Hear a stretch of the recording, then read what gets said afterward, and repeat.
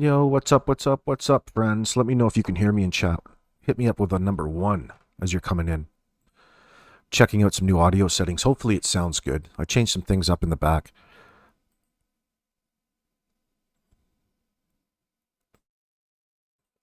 I'm here on an impromptu stream. Excuse me. Just feel a certain way about getting to read the police reports and the interviews with the children that were staying with Jacqueline and Trezell West in California City, Bakersfield. I'm reading this over on Crenshaw's. She got the information, FOIA, and it's sad. It's really tough to watch. Or tough to read, excuse me. Yo, Michelle, good to see you. Oh boy. We'll wait till a few people come in here. So I'm not sure if, for a lot of people, especially at this particular channel, they would remember it because it was a turning point because of just before Christmas 2020 into 2021, we were on lockdown.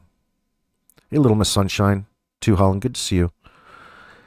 And looking back at it now from March 10th, 2025, 8:31 a.m. Eastern.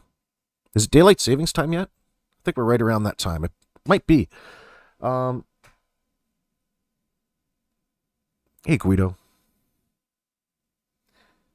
That was the time that Doug Hutton and AV Watchmen were active in the 1A community. And because of this particular case, there was a discovery and a coverage from a particular sect of YouTubers, content creators, we'll call them, into covering this case. A lot of the content is still up. Maybe we'll watch a little bit of it here today. Maybe not. Hey, Melissa B.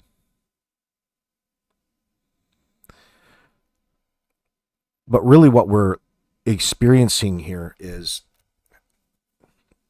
the situation, circumstances as explained by the children that were in company of Orrin and Orson West being interviewed by a CPS worker. Things are redacted. Names are redacted to protect their privacy, of course. Yeah, did it start yesterday night? That's why it's so light out. It's going to be a nice day here in southern Ontario. It's supposed to get up to like 12 degrees. So that probably means about 15 Celsius. That's damn near summer. But as I read through this, to give you a bit of a heads up, Orrin and Orson West were made to sleep on the floor in this arrangement. Now, in spite of all of the interviews and the discoveries that we make here, it really, really makes you wonder about how the hell these two fuckfaces were ever allowed to have children in the first place, let alone 6 and a whole church full of them. This entire group are bad actors, including Wanda West, the grandmother, including her connections right up to, who's that? Does he sit on the affirmative action? They got some sort of idiot on the affirmative action, and you're seeing a rat line of it here. All of these over-liberalized attempts at equality, equity, is what leads to human trafficking. And how long has this been going on for? It'd still be going on. If they didn't lose their tempers, it would still be going on. I wonder how common this is. It's probably so scary. It has to be the majority of people in the foster care system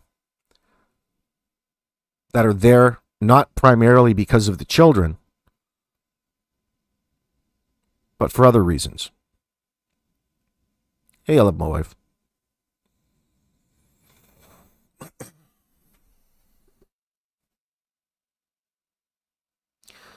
Orrin and Orson West, it seems to me, were sadly They're very young. What were they, 3 and 4? 4 and 5?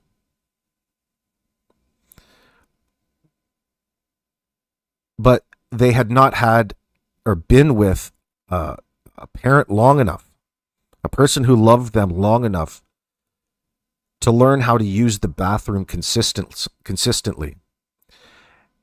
Always in a state of confusion, always in trouble, always in a negative environment, always crying equals always getting punished by the son of a bitch, Trezell West. These fucking idiots homeschooled their kids, which is fine. I encourage it, but it seems, that they took them out of the school system in that sense and just went straight into hard discipline. There's not a lot of education involved. The education involved learning what to do because Trezell said so, rather than creating a healthy learning environment, a loving environment, a nurturing environment. Well, of course, how are you supposed to create a nurturing environment when you've got 5 kids crammed in a 2-bedroom fucking apartment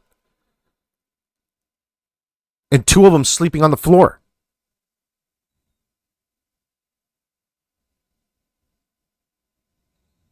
Trying to get some of that government money.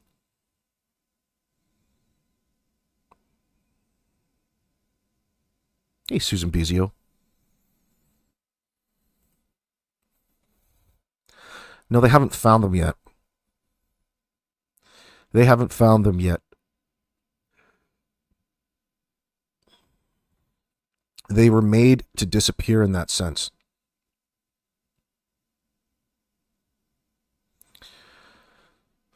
So there's 2 points. Let me just rewind and let me read you here. I've got the timestamp 2:55:56, but it starts before that. I've got a couple screenshots. So they're probably, Orrin and Orson West were probably, and there's a strong, we know that they were developmentally delayed. For as young as they were already delayed, but they were already off to a really poor start in that sense. So all that I can pick up so far with these interviews is I don't know the relationship between Ryan Dean, their mother, and Trezell, but somehow they knew of each other in that sense. So there had to have been manipulation in a little bit there, because from Trezell's perspective, he just thinks he's the cat's ass, and he's got this program for foster kids. The guy's in his 20s. That is really looking like a 1930s, 40s style concentration camp, using much of the same techniques of psychological warfare and beyond physical punishment to break their wills and spirit rather than lift them up and nurture them. This is the exact opposite of that.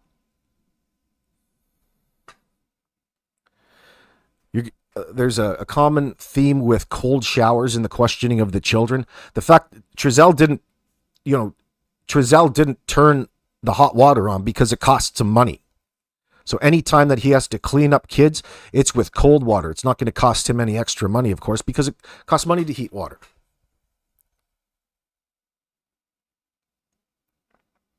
Absolute piece of shit. I'm beside myself.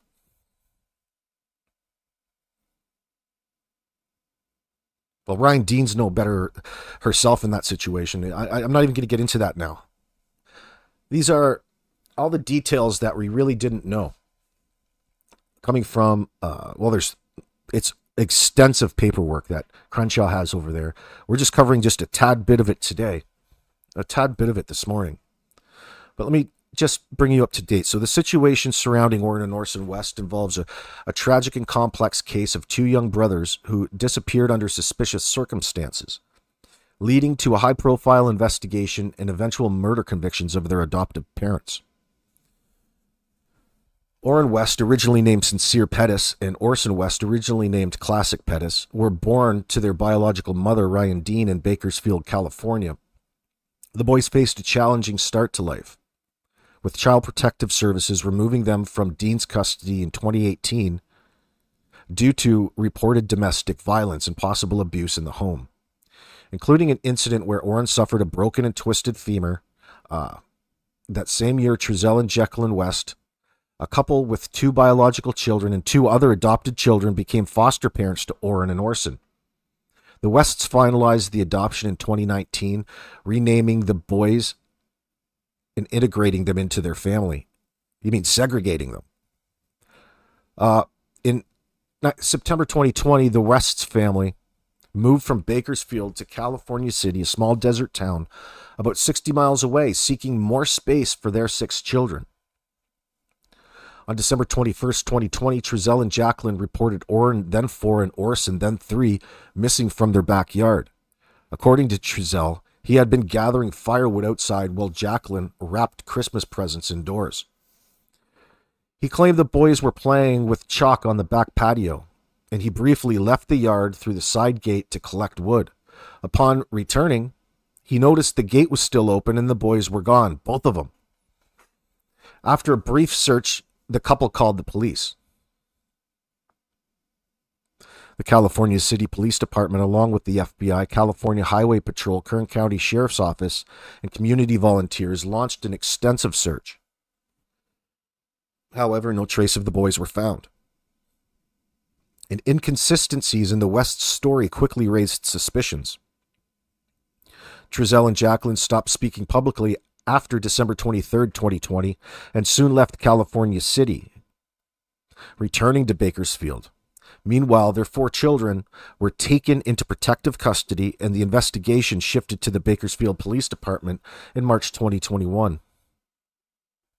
A lot of time's passed, hasn't it, friends? As the investigation deepened, authorities uncovered critical evidence. On March 1st, 2022, Kern County District Attorney Cynthia Zimmer announced that Trezell and Jacqueline West had been indicted by a grand jury for the murders of Orrin and Orson. The investigation revealed that the boys had died approximately 3 months before they were reported missing, around September 2020, shortly after the family moved to California City. Now, this timeline suggested the boys may never have been alive in their new home, contradicting the West's account. Despite extensive searches, the boys' bodies have not been found, making this a rare no-body homicide case. See, this should give a little bit of hope to those out there in that sense, and we know who they are, who haven't been found yet. Trezell and Jacqueline were arrested on March 1st, 2022. And charged with 2 counts of second-degree murder, 2 counts of willful cruelty to a child, and 1 count of filing a false emergency report. Both pleaded not guilty. Their trial began in March 2023, and after weeks of testimony, including from their other children, one of whom reportedly touched Orrin's body and heard evidence suggesting Orrin's death, the couple was found guilty on 5 of 7 counts on May 23, 2023. On September 29, 2023, Trezell and Jacqueline West were sentenced to 15 years to life in prison for the second-degree murders of Orrin and Orson. This case has sparked outrage and the heartbreak in the community and beyond, with many questioning how the boys' deaths went unnoticed for months. The biological family, including Ryan Dean and Orson's biological father, Cincere Pettus, filed lawsuits against the Kern County Human Services, alleging negligence in the foster care and adoption process. Despite the convictions, the boys' bodies remain missing, leaving lingering questions about their final resting place and the full extent of what happened. The tragedy of Orrin and Orson West highlights issues of the child welfare, adoption oversight, and the pursuit of justice in the absence of physical remains.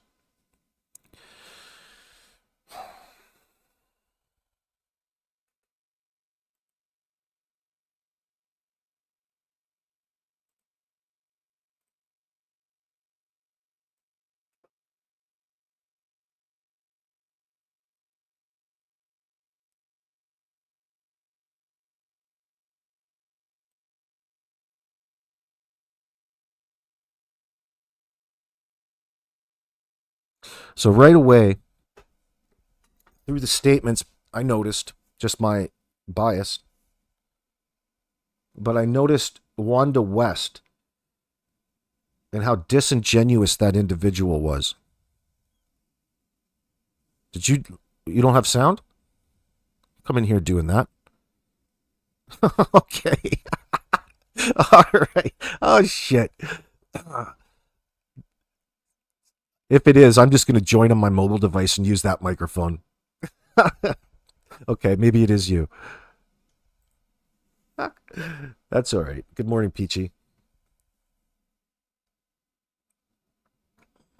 So it's looking like there's a strong possibility that the boys, Orrin and Orson, or Classic and Cincere, if you will, were probably on the spectrum.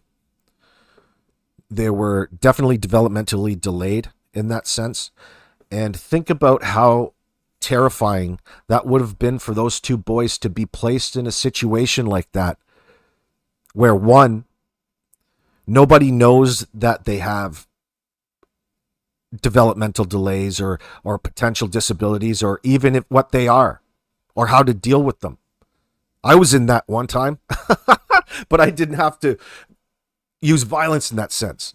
But I remember them going through that process of from healthy baby to developmental delays and challenges and onto the spectrum.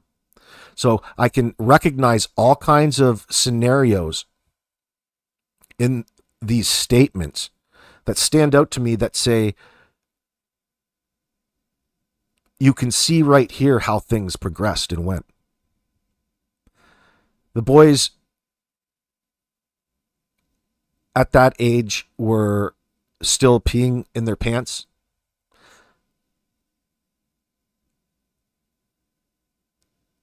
And Trezell would punish them by throwing them in the cold shower, which would not help the situation any.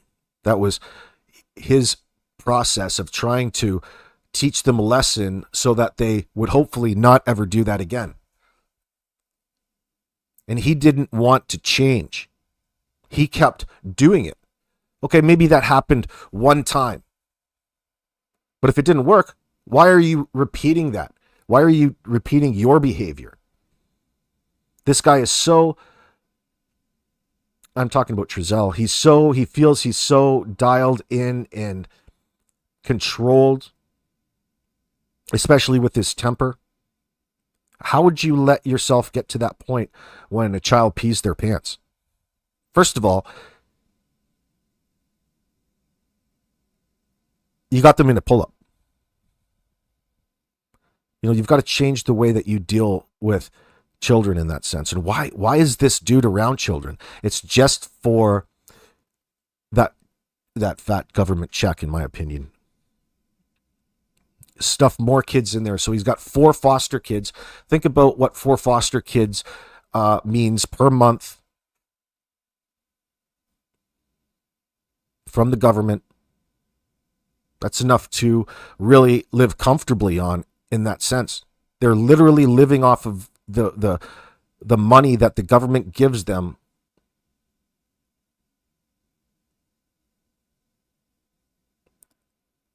And makes these kids sleep on the fucking floor. But what does that tell you? These kids sleep on the goddamn floor. Like, granted, they're tiny, they're little boys. They don't need king-size beds. But all of the other kids have bunk beds.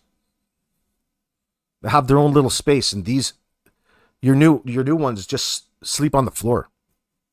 Well, that's a bit of a problem.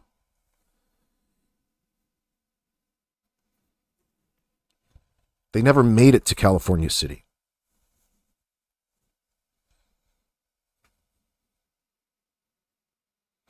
Yeah, I didn't get too far into the Ruby Frank story, but probably the same sort of thing going on there. I don't know too much of her story. I just know the unfortunate outcome.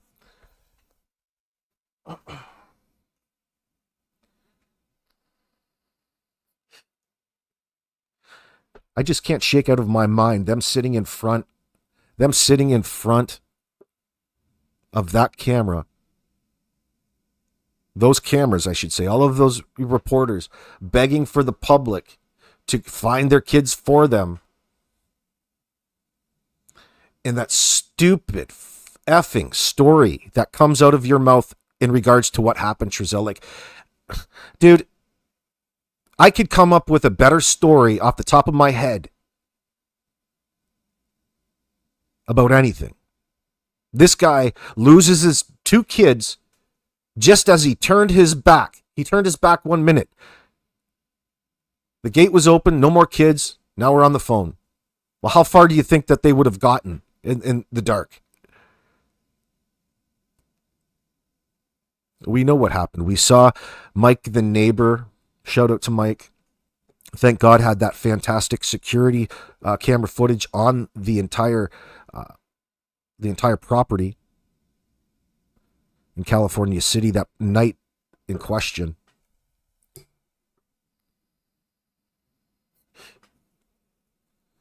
I wonder if AV Watchman still has those clips up.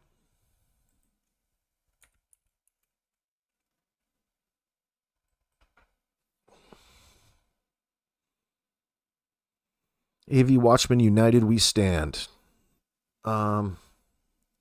Way back when? Well, you got to go scroll way down there.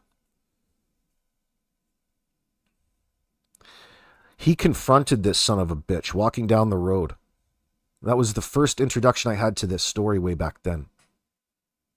I'm going to try to pull that out. I'm going to try to pull that up, see if I can find it.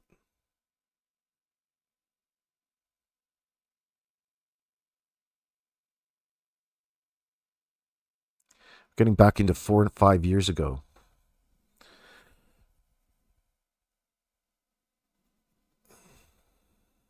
And of course, actually, you know what I could pull up right now?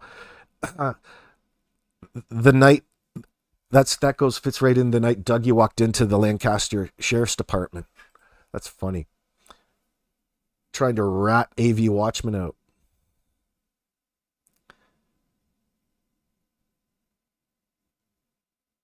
I'll have to pull it up later. I can't find it off the top of my head. It's not sitting right there. So anyway, we'll go back to this right here.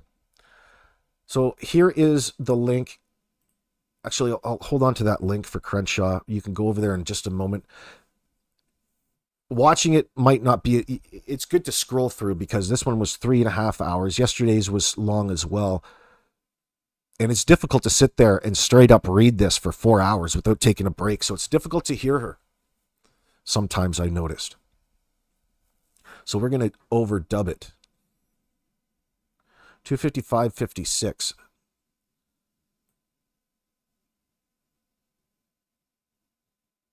I don't need to read that, so I'll begin at the children's statements.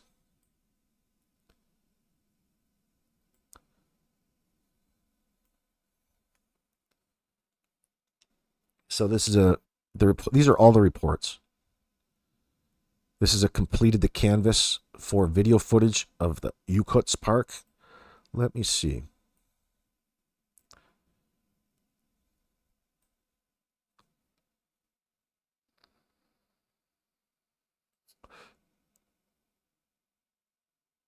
So this is Wanda West. This was January 20th, 2021. So a month, that would be a month after the disappearance happened. Detective Perez responded to and contacted Wanda West. The following is a synopsis of the interviewed. It was captured on Axon body camera, by the way.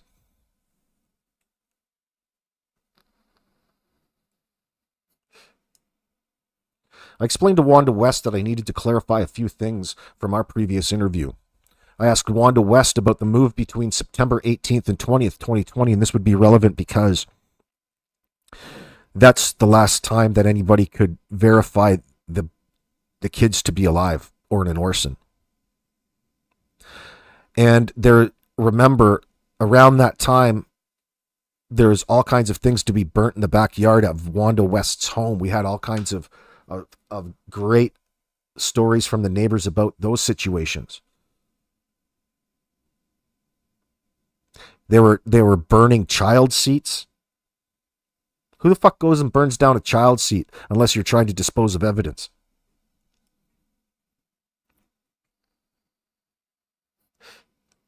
And of course, at the time, if you guys remember at the time, there's all kinds of people out there that want to tell you,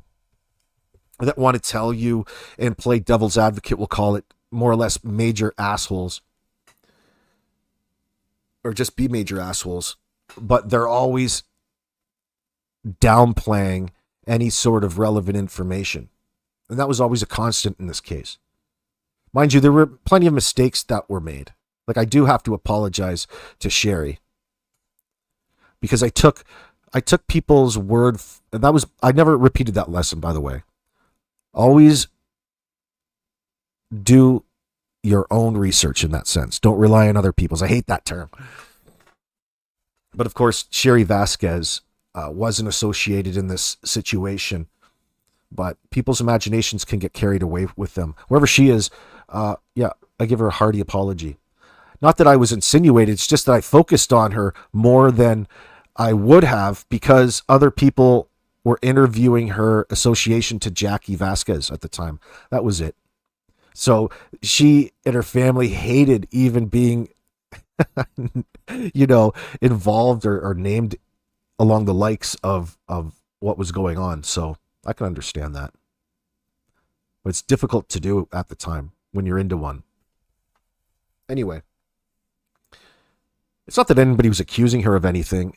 It's just that her name kept popping up, and there is a misunderstanding about who she was at the time. Regardless, it goes on to say, I explained to Wanda West that I need to clarify a few things from a previous interview. I asked Wanda West about the move between September 18th and 20. So she's talking about, I asked Wanda West if the U-Haul was returned to California City. She said the final truck rental was returned to the U-Haul in California City.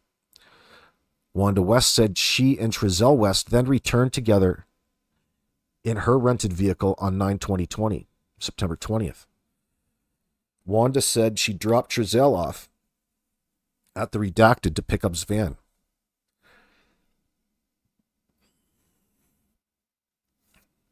She said her and Trezell then drove out of the apartment complex before going their own directions. I asked Wanda if she observed which children were at the California City residence prior to her leaving on 9/20/20. She said she had been sleeping in one of the kids' bedroom, and she had still only observed Redacted. I asked if she observed Trezell go into Mary Martinez's apartment at Redacted, and she said he did not. Wanda West said Trezell got into the van and they left parking lot together in separate vehicles.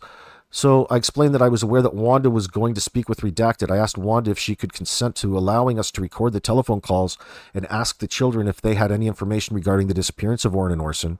Wanda provided verbal consent, allowing us to record the telephone call.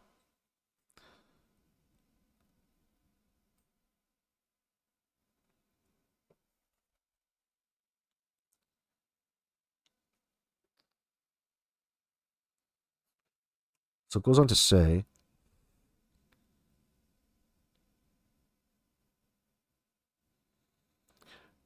nothing of significance necessarily there.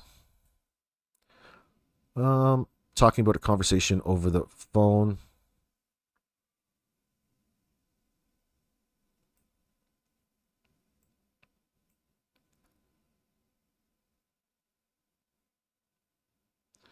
So she's on the phone with one of the kids. And he said from the caseworker, Wanda West asked Redacted if he missed his brothers. And he said he missed Orrin and Orson. Wanda West asked Redacted if he remembered the last time he saw Orrin and Orson West. Redacted said the last time he remembered playing with Orrin and Orson was in the apartment in Bakersfield. Wanda asked Redacted if he played with Orrin and Orson at all in California City.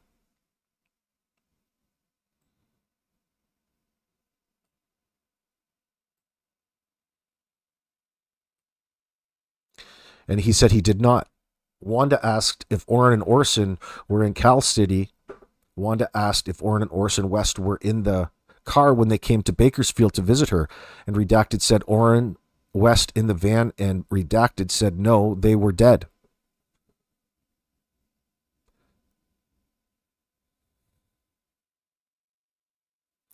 Wanda asked redacted how they died, and redacted said they were dead a long time ago.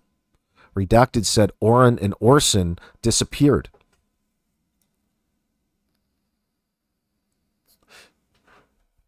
Wanda asked redacted how he knew, and he said from the caseworker, and they never found them. Wanda asked why he said they were dead, and he said he felt it. However, did not know. Wanda asked why he would say that, meaning why Orrin and Orson were dead, and he said it was a joke. Wanda asked redacted how he knew all of the information, and he said from the caseworker and Miss Mary. Wanda asked if Trezell ever told him about the kids, and he said he did not. Wanda asked redacted his faraway dad told him, which is Trezell, because redacted said there was no father in the foster home. Redacted then said no, because they didn't care they were missing. Redacted then ended the call.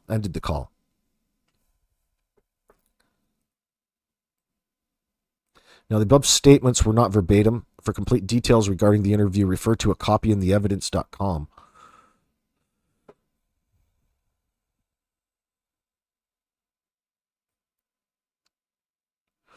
So, this is December 22nd, 2020.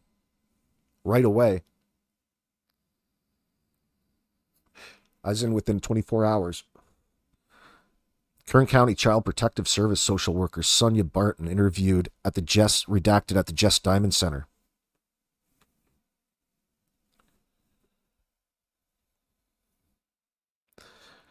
Says that they're using the Lion 10-step interview process, which he showed he understood, and he showed he understood the difference between a truth and a lie. Let me see.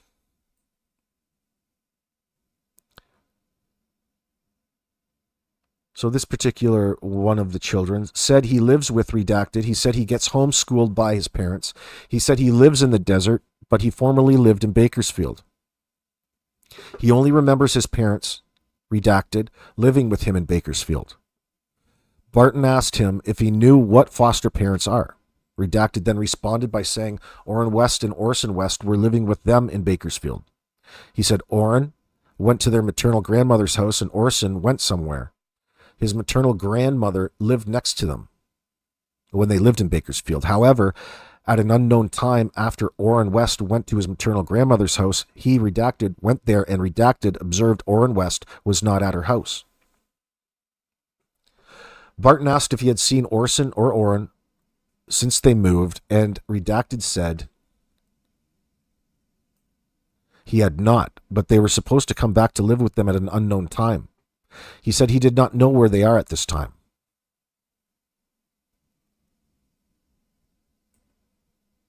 He said he heard redacted talking about where Orrin West and Orson West went, but he did not comment on that further.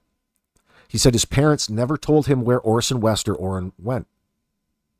He said Orrin and Orson never moved with them into the desert, but they weren't with them in Bakersfield when they moved. Barton asked where they went. He said they might be in Bakersfield, but he does not know their whereabouts. He said no one asked him to keep anything a secret.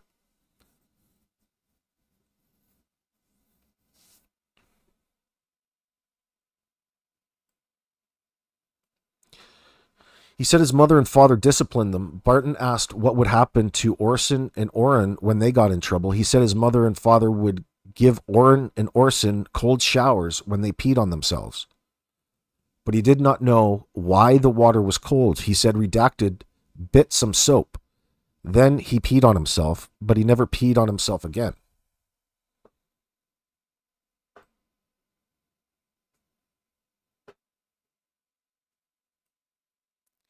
He said redacted ate half the bread that was supposed to be for all of them.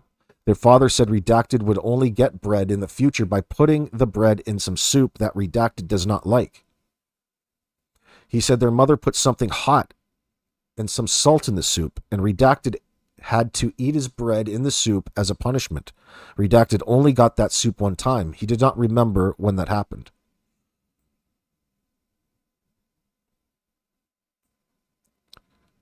Redacted said he has never been punished. It must be one of the non-foster kids then. Barton asked Redacted about the scar that was near his eye and another scar on his chest, but he did not know how he got them.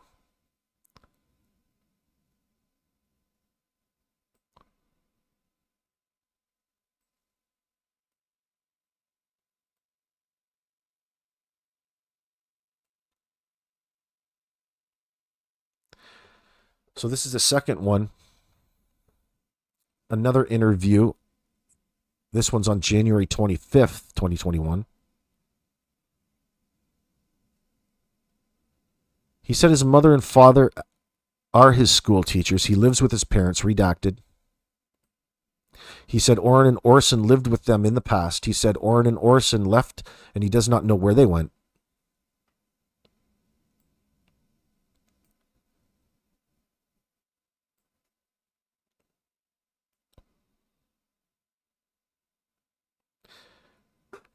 He said their father spanks Orson with his hand on his butt 10 times if he continuously cries. That never happened to Orrin. He said his father spanks him, Redacted, when he gets math problems wrong. Huh, great. Barton asked if his father ever leaves marks on his body when he spanks him, and Redacted says he did. He later said all of the juveniles who live in their residence get spanked by their father when they misbehave.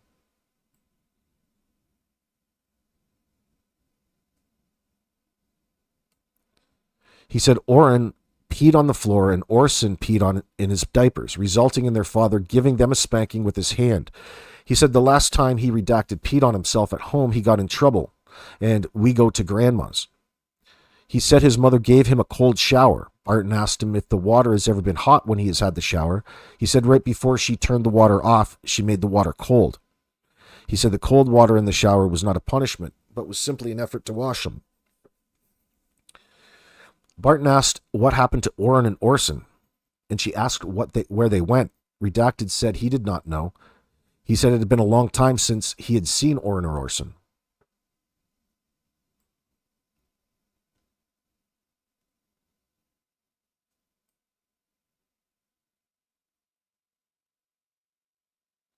So this is another interview.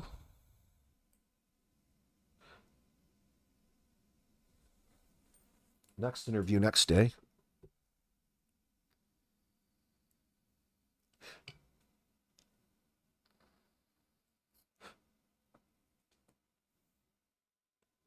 So he said that they were living in an apartment in Bakersfield, but they moved to a house in California City. He said Orrin and Orson lived with them when they lived in Bakersfield. He said his parents told him Orrin West and Orson West went to their own home, which happened because they cry a lot. He said their own home is in the desert, but he could not elaborate. He said Orrin West and Orson West moved away from them when the West family was still living in the Bakersfield apartment, and they never went to California City with them. Can you imagine? So how does Trezell figure he's just going to pull this story and have 4 kids that can vouch for when the last time they actually saw the Orrin and Orson in the home was? Like, doesn't that show you how desperate they were at the time? They've been planning it for months.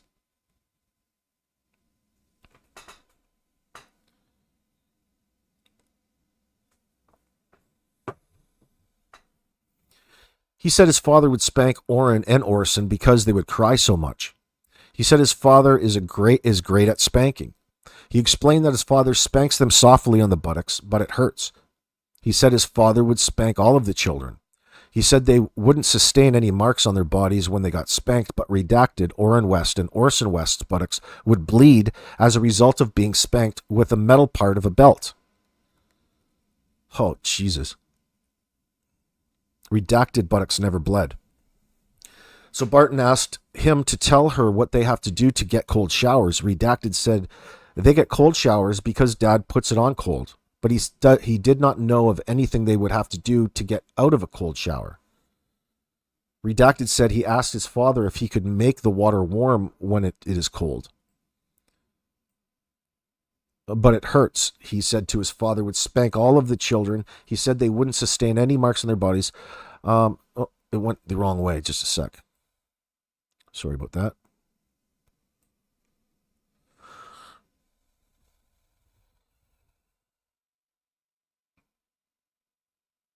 But his father tells him no and keeps the water cold. He said the cold showers would happen to all of the juveniles, including Orrin and Orson.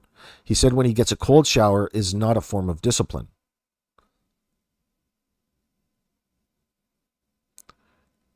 But it is. We know that. The kids don't recognize it as that.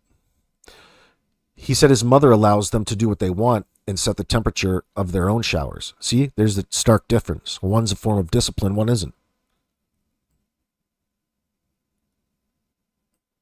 But of course, the kids aren't going to know that. Let's see.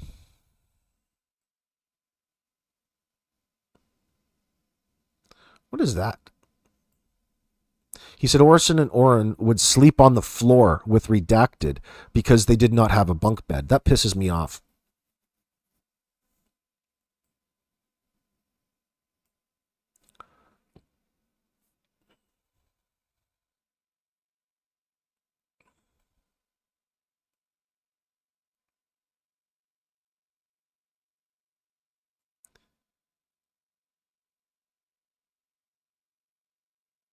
So this is another one. This is at the 307 mark. He said he currently lives with his mother, Jacqueline, and father, Trezell, redacted in California City. He said his parents told him Orrin and Orson West are currently at their maternal grandmother's, Maria, her house. Redacted said he did not remember when Orrin and Orson went to their grandmother's house. He knows they were living with them on Devin West's birthday. Is that supposed to be redacted? Them on Redacted's birthday in July 2020. He believed that they left a couple of days after they moved from Bakersfield to California City, but was before September 2020. He has not seen them since. Redacted mother and father said Orrin and Orson were going to come back to live with them, but they did not say when that would happen. His parents did not say why Orrin and Orson were staying at their grandmother's. Maria, her grandmother, Maria. He has not seen Maria since Orrin and Orson went to stay with her. Maria also lives with other foster children. That's Jacqueline's grandmother, or Jacqueline's mom.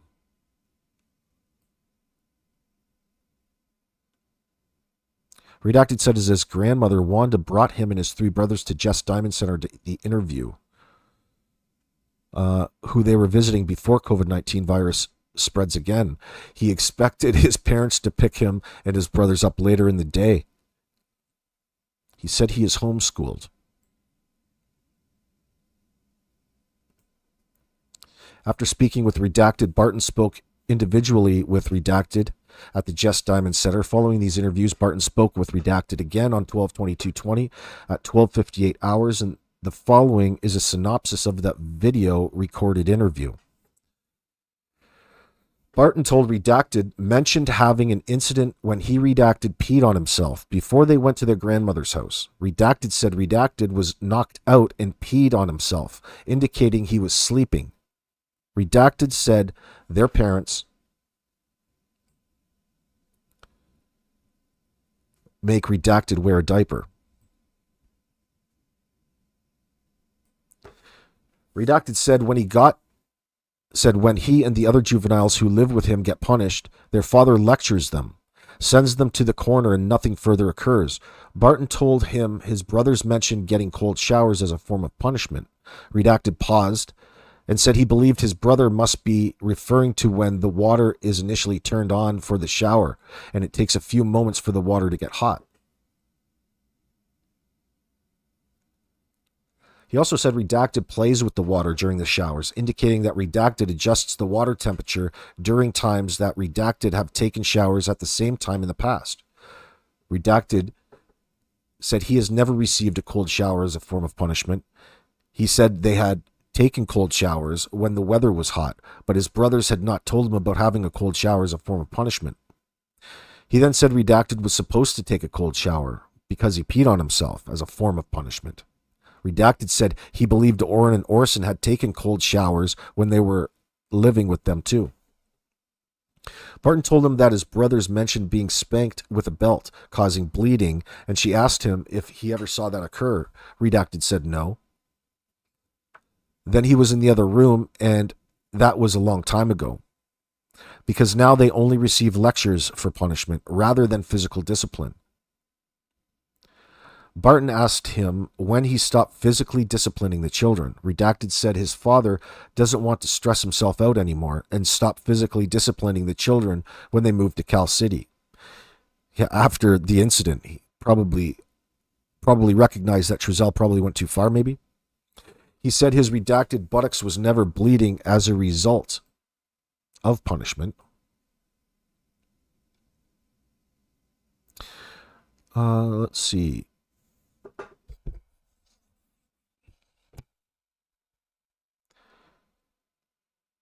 Said their mother doesn't usually get involved in disciplining.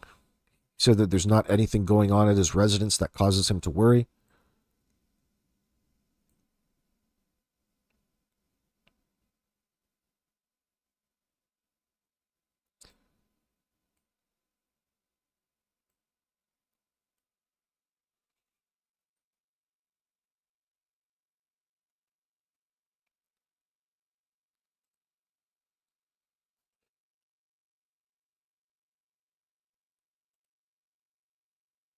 Hey, Vivian.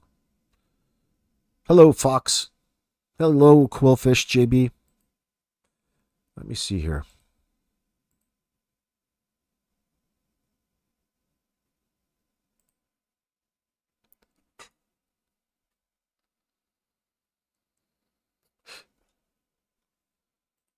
Here's the link for this particular one. If you guys are wondering and wanting to scroll through it yourselves, it's really verifies a lot of the stuff and the information that came out over a period of time to the public, hasn't it? So it's interesting to know where those pieces of information, were spilt from, these interviews and things like that. So looking back on the scenario, there's situations like for example, we heard about the belt, and it was, the spanking with the belt. So how did, I wonder, that get leaked to the outside? Was it, I don't know how that would have been. Well. Look who's in my chat. Look who's in my chat. Hey, Miss Italy. Chloe B, it's been a long time. Glad I caught you today. It has been very difficult, hasn't it? Well, I mean, Jacqueline and Trezell are in prison for it. I mean, how do you really come to terms? Anything short of finding children or the next step up would be recovering bodies, but nobody's going to feel good at the end of this. These children were failed at every step of the way. And there's children out there right now getting failed as we speak every step of the way.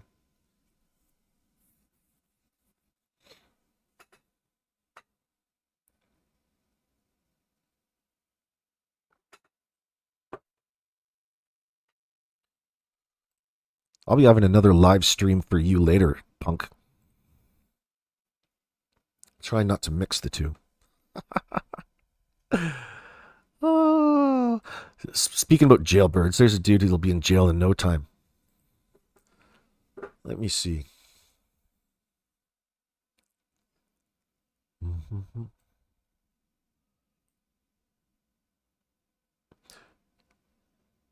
Let me see here. I'll read this one. This is January 25th, 2021. So this interview was December 28th, 2020. Okay.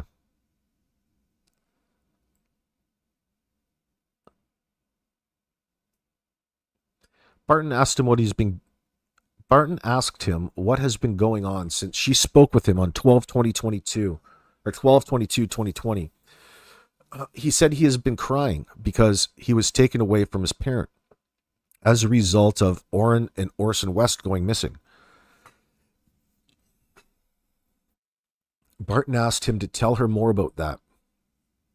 After pausing, looking away, and taking a deep breath, Redacted said he did not know where Orson was. He said Orrin West choked while he was sleeping and his parents found him. Really? At that time, they were living at the Casa Loma Apartments in Bakersfield, next to their grandmother's apartment. He said Orrin West had vomit coming out of his nose and he was cold to the touch.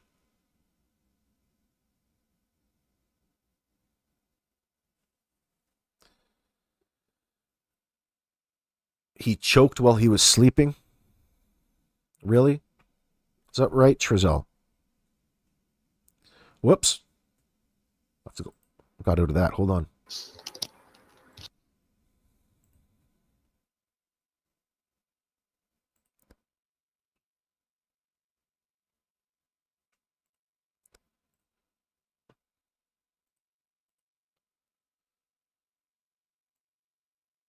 Rex, nobody fucking cares, dude.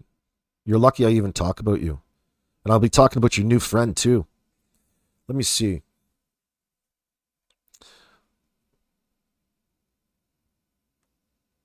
Mods, if Rex starts talking again, time him out. He's had plenty of time to talk. Let me see.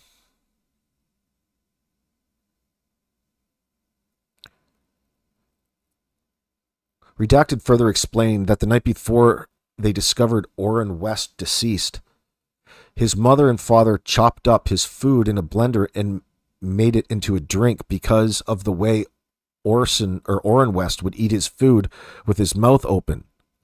He did not remember what kind of food they chopped up and made into a drink for them to consume.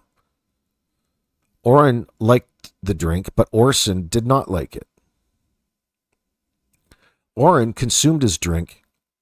Orrin also stole Orson's drink and consumed it as well. Their mother and father were in the room when Orrin stole Orson's drink, and their parents told Orson to punch Orrin West so Orson could have his revenge. Redacted was in the other room, which was Redacted's bedroom, after the time they told Orson to punch Orrin, and he did not know what happened after that time. Redacted is unaware of anything else unusual occurring that evening, and they went to bed.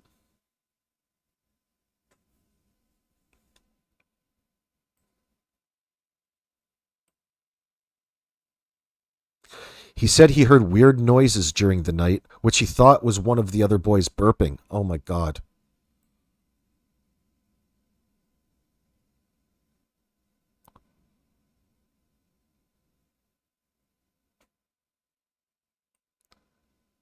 Redacted and Orson West all woke up in the morning at about 800 hours and were getting ready for school while their parents were trying to wake Orrin West up, but they were unable to wake him. Orrin West was in the bedroom where all 6 of the boys sleep. At that time, Orrin West was lying on his belly. His color was fading, and there was vomit coming out of his nose, causing Redacted to believe he vomited in his sleep. Redacted knew Orrin West had passed away because he felt cold to Redacted's touch, and his parents said he was dead.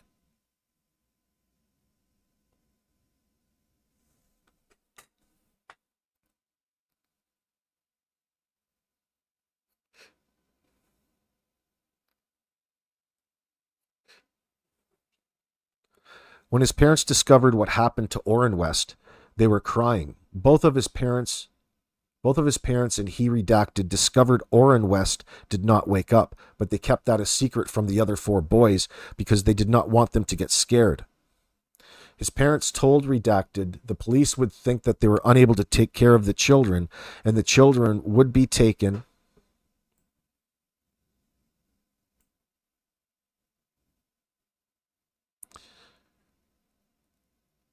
and would be taken away if they told anyone about it. His parents asked him, Redacted, if they should keep it a secret. Redacted said he chose to keep it a secret. They asked Redacted if they should call for. So here's the thing. Before you start painting this in your mind, think about this. To me already, it seems like they already knew he was dead and put him in that bed so that he could be found, so that they could brainwash one of the children, to carry that story over. Because how did the second one go missing? What about Orson? So Orrin's dead. He chokes, allegedly, and there's vomit coming out. The kids know about it. One of the kids identify him as being passed away. So at what point in time does it seem like a good idea to just dispatch another child?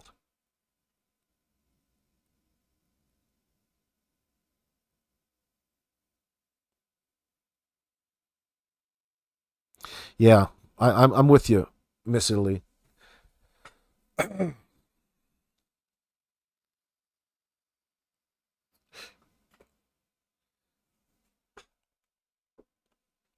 mean, remember, it's just what they're saying in interviews in that sense. So from his perspective, it's looking like looks like Jacqueline and Trezell are manipulating their oldest child about this. Well, why would you sit there and tell them the truth?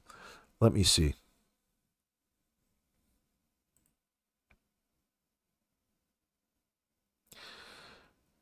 So Redacted asked if he should call for medical aid, and Redacted told them no, because then we would be taken away.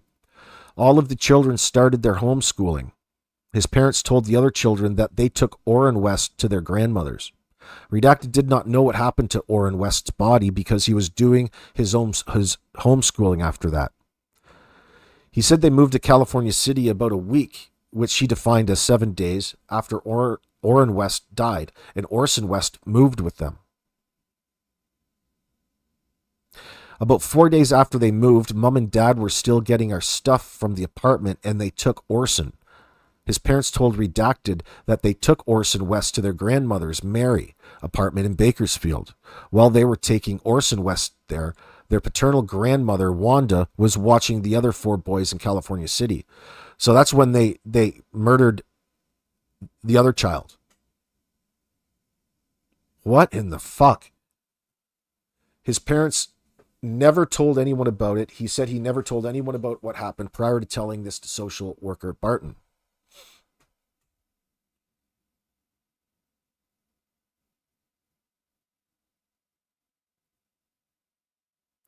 So all of these stories about, I keep thinking about all of these stories talking about Trezell being parked out in the desert just behind California City for extended periods of time.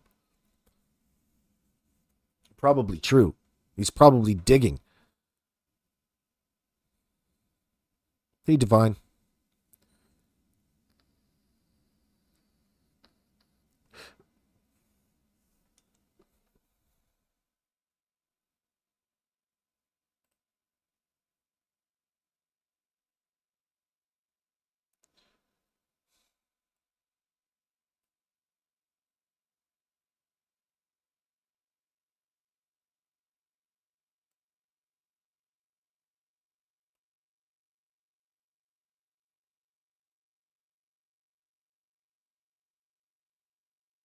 So he goes on to say he said Orrin and Orson cried a lot, and when they did that, their parents would talk to them and smack them on their cheeks, their face, and on the buttocks with their hands and a paddle stick.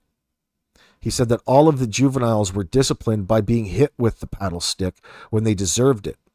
He said Redacted would get cold showers when he peed on himself while he was sleeping. Orrin West and Orson West did not pee on themselves because they were potty trained.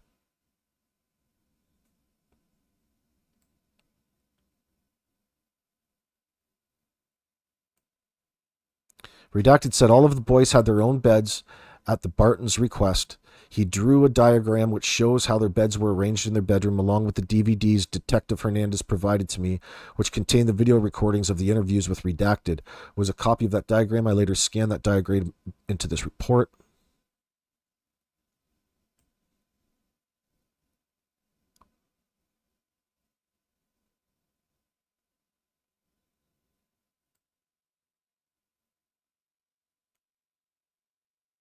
Hmm.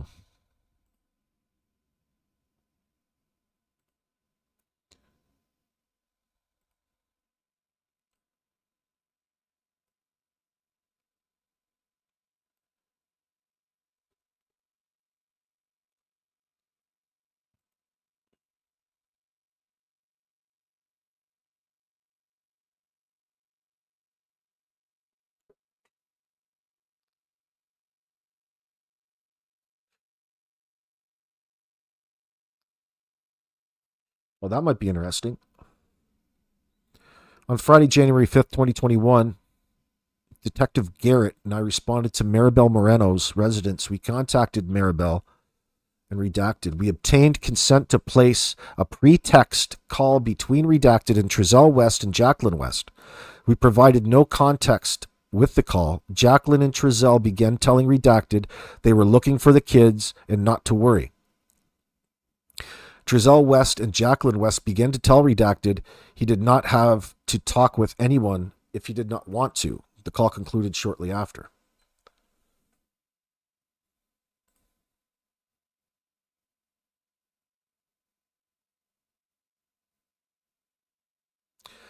So they executed a search warrant here. Upon arrival, I knocked on the front of the residence and announced police department search warrant. I received no answer after approximately 2 minutes.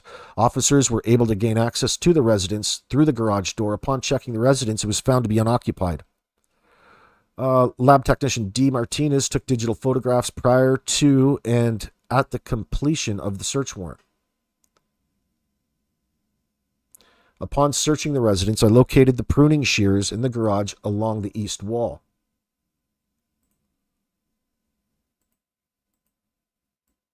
Oop.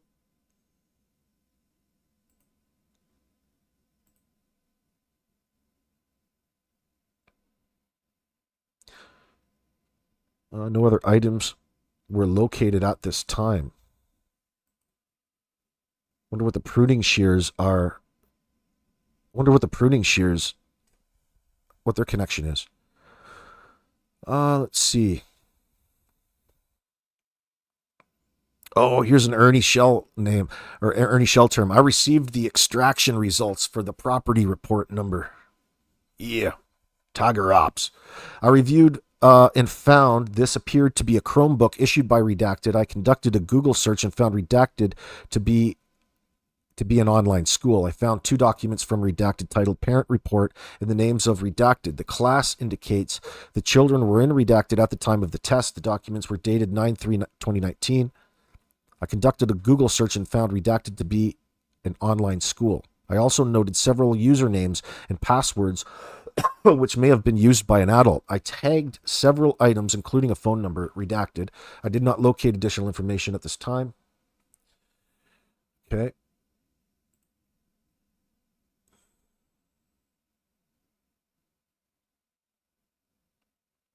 So they're going through. Look like they've got cadaver dogs out. Just filling the reports for that.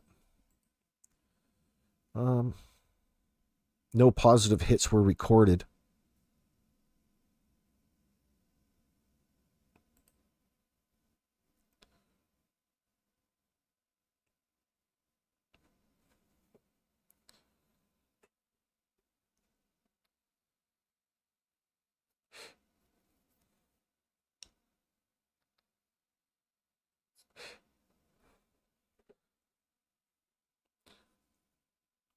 Let's see.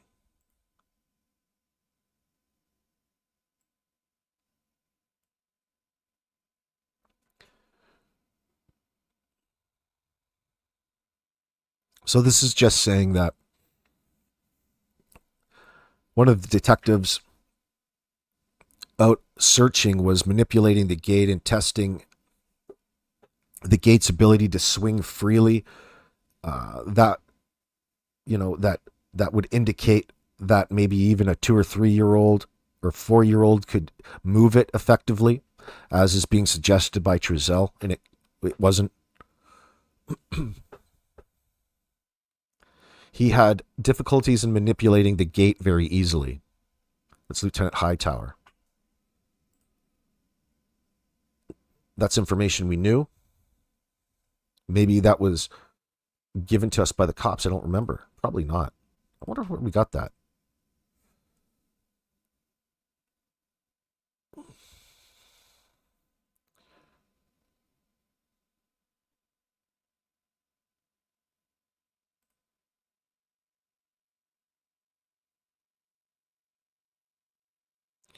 So here's another interview with one of the kids. This goes on to say all of those subjects, with the exception of Orrin West, moved together to a residence in California City. Initially said Orrin West went to a different place, but he did not state where he went. He was unable to tell me when they lived together in that apartment in Bakersfield or when they moved to California City. But he said it was cold on the night that they moved. He said Orson West lived with them for one day in California City before he left and no longer lived with them. Said the last time he saw Orrin West was when he was in their white vehicle with them when they initially traveled to Cal City to move there. Orrin was awake during that time, and he and Orson were crying in the vehicle during that trip. He did not remember anyone talking, fighting, and he did not remember his parents getting mad during the trip. They made that trip during the nighttime. He initially said Orrin West was sitting in the third row of that vehicle, but later said he was in the fourth row of that vehicle. He said their parents were both in the front seats. Redacted were in the second row. Redacted were in the third row. And Orrin and Orson were in the fourth.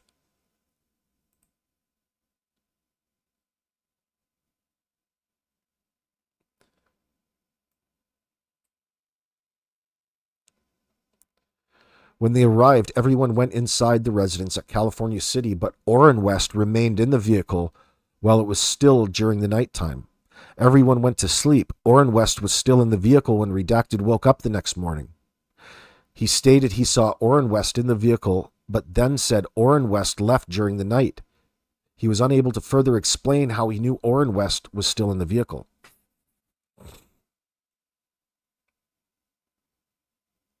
He saw Orson West that morning crying in the kitchen, and he was following their mother, Jay. He did not know why Orson West was crying. He said Orrin West then disappeared.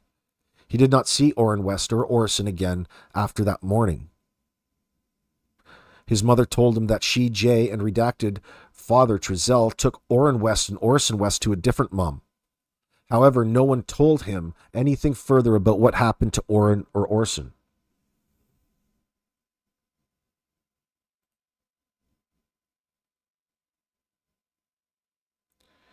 He said that the day after that, he heard his mother, Jay, say Orrin and Orson cried too much, and she didn't like that. He did not remember noticing any changes in his parents from the time Orrin and Orson were living with them until after they were no longer living with them. During this interview, when Redacted was explaining where everyone was seated in the vehicle during their move from Bakersfield to California City, Redacted drew a diagram. That diagram showed Orrin seated in the fourth row from the circle drawn around them. Redacted wrote his name at the top of the diagram, and that's included.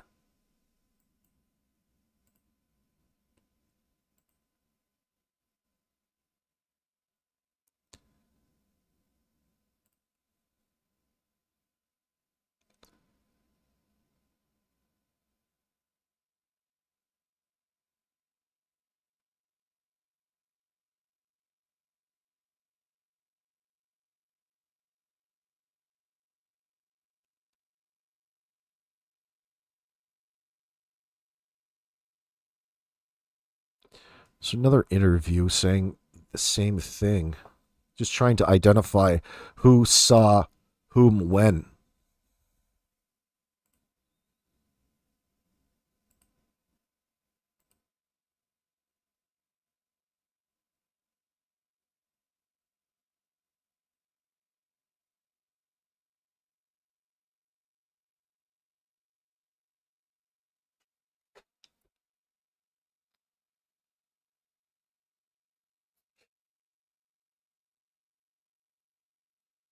Oh dear. So the kids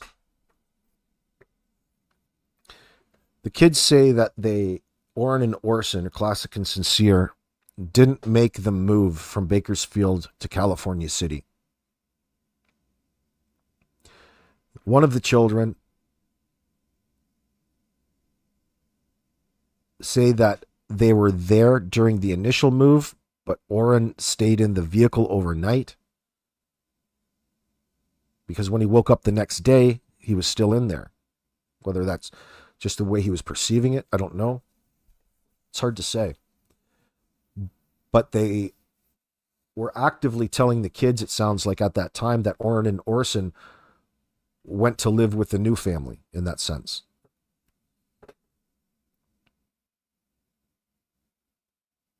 Except for the one child, which was a witness to something that wasn't expected. So he had to get pulled into the fold here. And that fold is Jacqueline and Trezell. Sounds like they murdered him.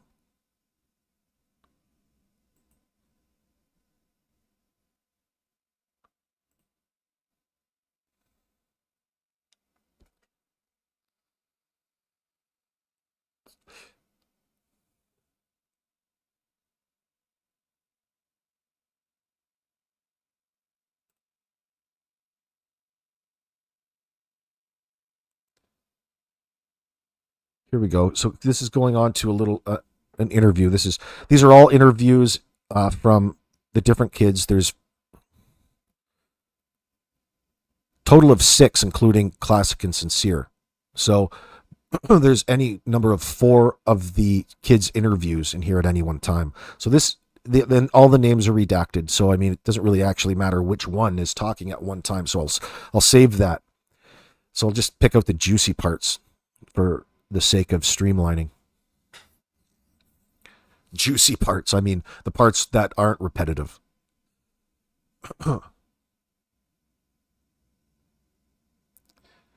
So here it says, he explained that he lived in Bakersfield with his parents, who he identified as Jacqueline and Trezell, and his brother Orrin and Orson, redacted. That's a really long redaction too. He said they moved, because that's all the other kids' names. He said that they moved to California City sometime between 1 month and a few days before Halloween, and remembered being in California City for Halloween.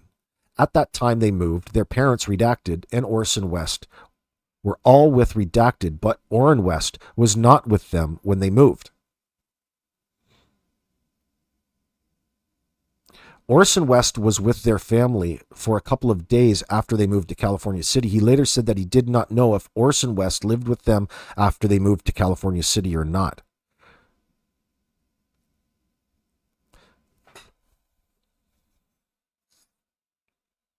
He said the night before Orrin West was found deceased, he, redacted, Orrin West and Orson West were watching television in their living room, while redacted were fighting. Redacted were all sent to their bedroom as a result of the fighting. A couple of minutes later, their parents called him, redacted, to come out of his bedroom for a few seconds. His parents told him that Orrin West stole Orson West's drink, and he, redacted, could have prevented that problem if he had been present. He observed Orrin West had Orson West's cup at that time. Nothing was unusual with Orrin or Orson at that time, redacted said. He thought he was present when his father told Orson West to punch Orrin West. Redacted then left the room and did not see what occurred after that. What is up with these bizarre disciplining techniques?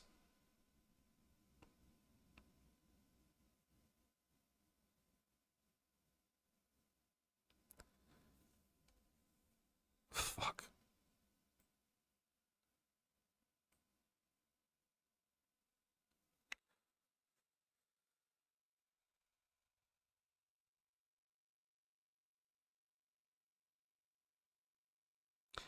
Then left the room and did not see what occurred after that. He said he figured his mother and father whooped Orrin West, but later said he was only assuming that occurred. About 20 minutes after Redacted was originally sent to his room, which was also about 10 minutes after, Redacted was told by his parents that Orrin West stole Orson's drink. Orrin West and Orson West came to the bedroom where Redacted was. At that time, Redacted believed Orrin was crying, but he did not observe anything else unusual at that time. Their parents did not come into their room that night since their parents went to bed and all 6 brothers went to bed in their bedroom together. Redacted was awake to see Orrin West go to sleep, and he was fine at that time.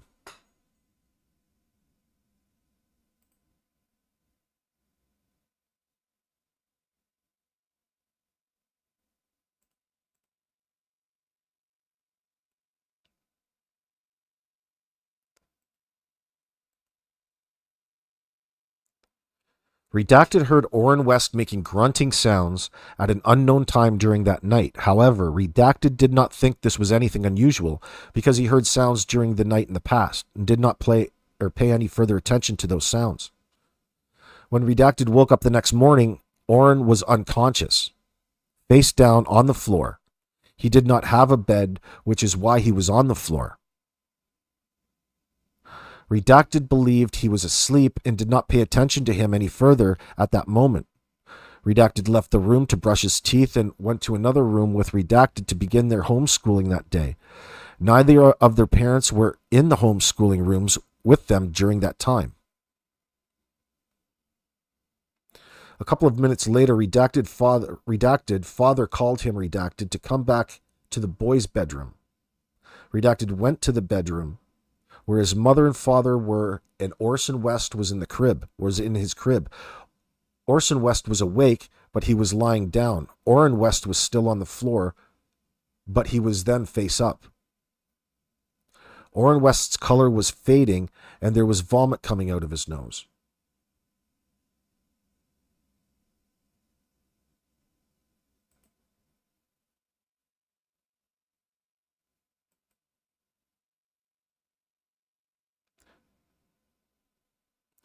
It was coming out of his nose and onto the floor. His father said he used a stethoscope to check Orrin West and determine if he was no longer alive. What? A stethoscope?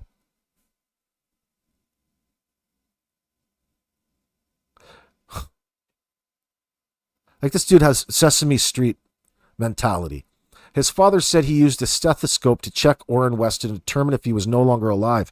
His parents said he was no longer alive. Doesn't that seem like a show, like in a cartoon, when you're trying to come up with something to let the audience know that this character is no longer alive, you pull out a stethoscope. Come on. And determined he was no longer alive. His parents said that he was no longer alive and they were crying. Redacted did not see any blood or any injuries to Orrin West. So it seems to me that they're up to something.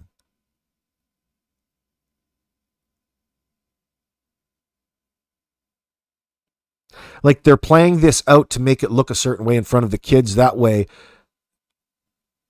hopefully, the story is about what happened, why they're no longer alive, gets told through the kids a certain way, as opposed to take the heat off of you.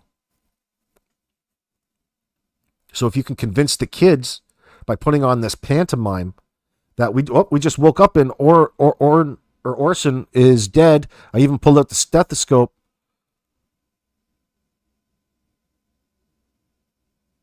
But why and where is the second child? Orrin. He's gone too. But then all of a sudden, you call the cops and say that they were on the back deck playing with chalk, and now they're not. It seemed like even back then they were trying to confuse the family on where one of the kids was or anybody was at any one time. But it was intentional. So there was the initial situation or plan, and over the course of 3 months, they were going to off them to get them out of their lives while still probably collecting a check from the government.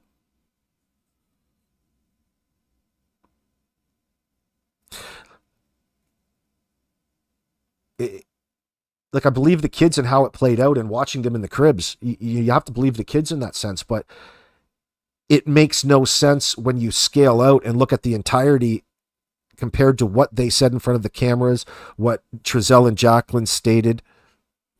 At that point,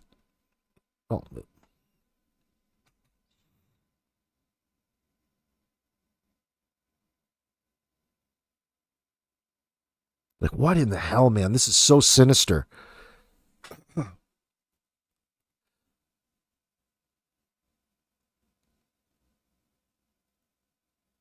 So no different. I'm just trying to think about the motive to Jacqueline and Trezell.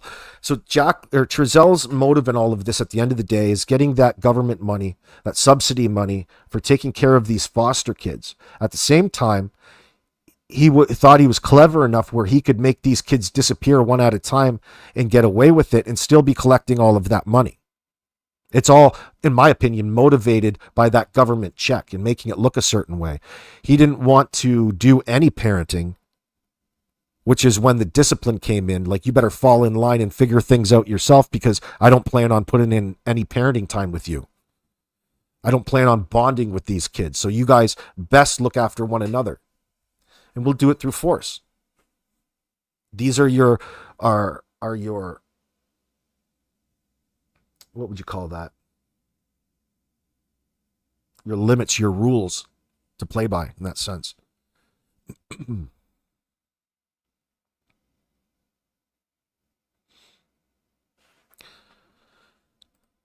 Well, it was determined, Corey, in the beginning.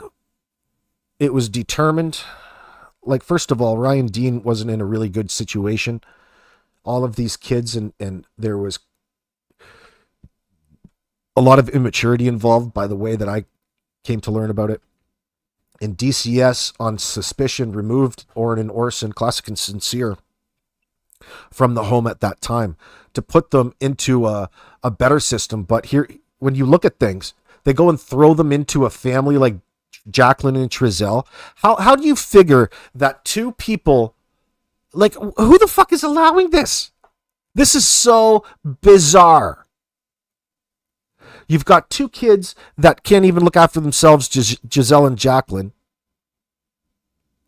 with no real income of their own other than what they get per month from the government for looking after foster kids, end up wanting to double that and take in two more foster kids. So they got 4 foster kids in there with the government flipping the dime of their lifestyle. They don't work. They have no other income.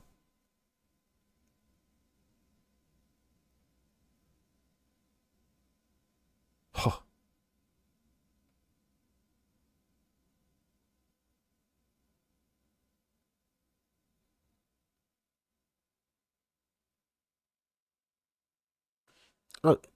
It's not like you think it is. But when you don't have anything else, it's not something you would achieve to do. But especially way back well, listen, you've got 4 foster kids. You get more of a larger percentage of a sum of money from the government in that sense. It's an incentive. It's a tax incentive. There's all kinds of things to help cover the costs and ensure that those children are nourished and raised properly according to the cost of living.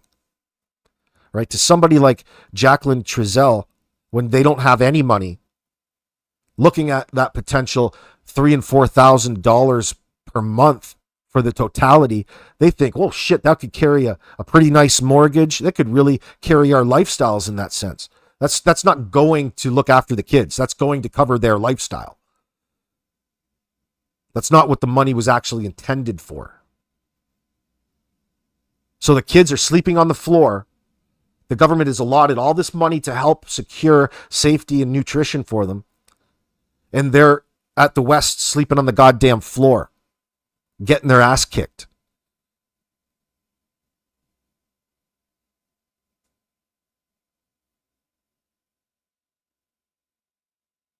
You wonder how they got into this situation, because their fucking idiot mother, Wanda, and their stupid clout-chasing fucking brother wants to be somebody and have been used by the Democrats in that circumstance and prop them up and put them on all of these affirmative action programs and little think tanks to help better their own community.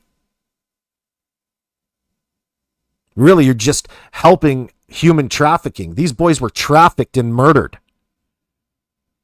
Absolutely. You rip them out of somebody who would potentially give them love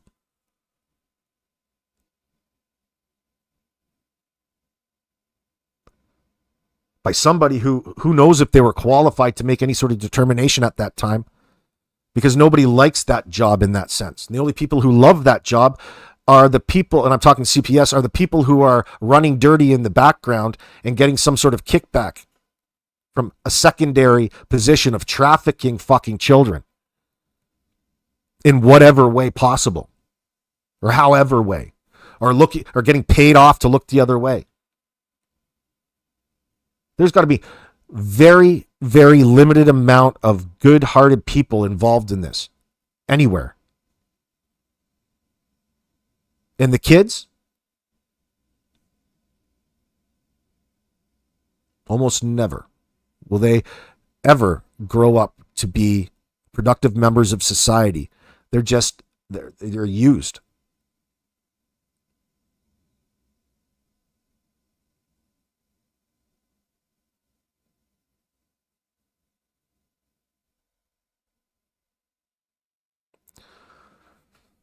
Good to see you, Nasty.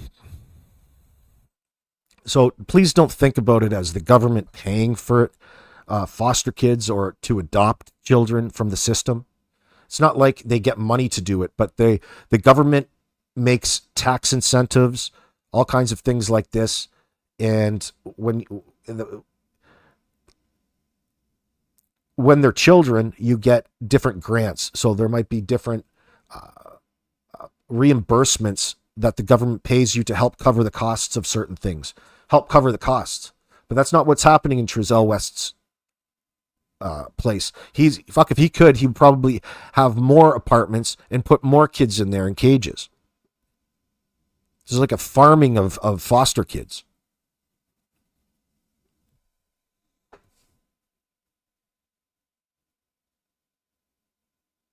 Yeah, Divine. Yeah, if their kids at risk, if they're disabled, there's more money involved in that. There's disability tax credits and things like this. Listen, that's just to emphasize what Trezell's really after. To a normal family who are already flipping the bill, it's not even enough. It's not enough money. It's not about the money. And of course it's not. It's just to help you raise your kids in when times are changing so they can print more money and line their own pockets without you saying much. That's really what it comes down to, but that's my opinion. It's ridiculous. It's a broken system. It's not going to fix itself. It's not going to get fixed. Why? Because too many people are making money off trafficking. Let me see. So when Redacted woke up the next morning, Orrin was unconscious, face down on the floor. He did not have a bed, which is why he was on the floor. Redacted believed he was asleep and did not pay attention to him any further at that moment. We already read that? Yes. So,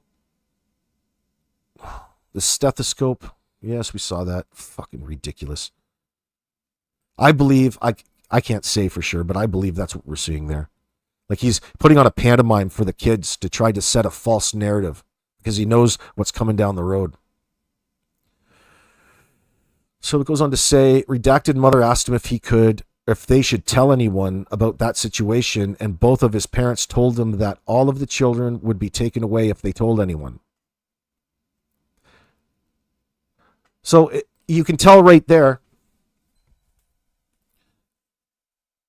we're just for the sake of this, we're considering that to be a true statement from the kid, from the child,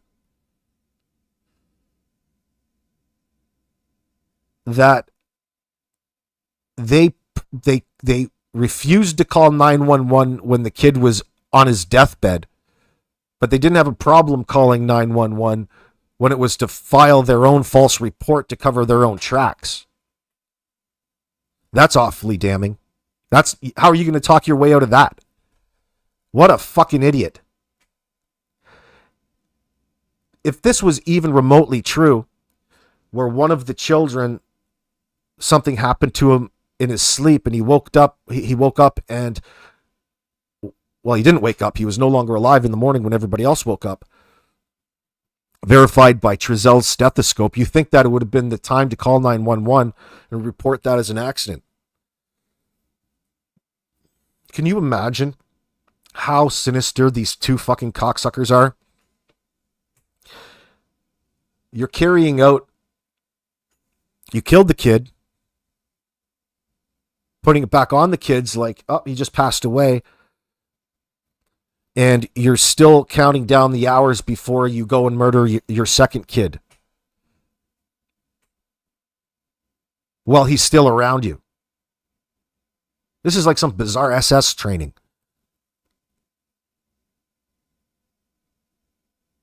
This isn't the type of person that you want taking in foster children. Yeah, hell, it's an easy job. They look after themselves.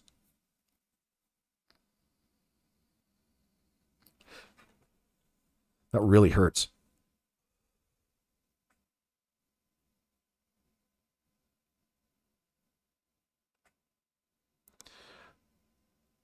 Looks like they're missing some redactions here.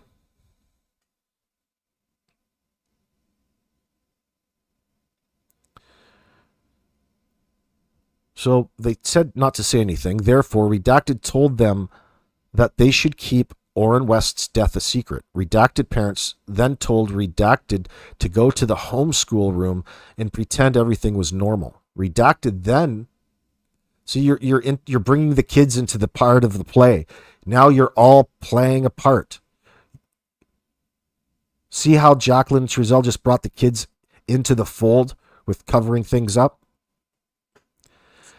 Then go to the homeschool room where we can continue this brainwashing session of what we didn't do, where Unredacted remained throughout that time. For the next 20 to 25 minutes, Redacted stayed in that room with Redacted, and he did not see either of his parents. After that time, Redacted returned to the boy's bedroom and observed Orrin West was gone.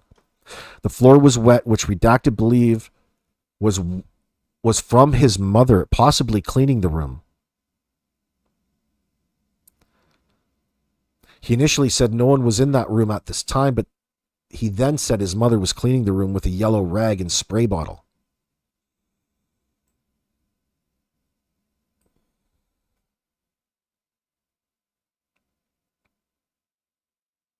Redacted then went to the back of the homeschool room. He did not know where his father was during that time. He did not know if either of his parents or their van, which was their family's only vehicle, left that location during that time or not. He never saw anyone move Orrin West's body.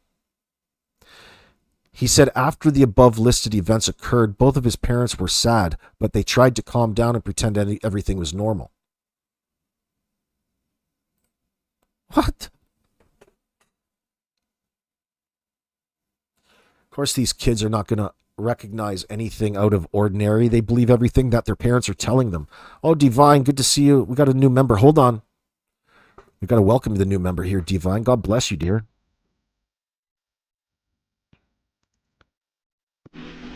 Welcome, new members.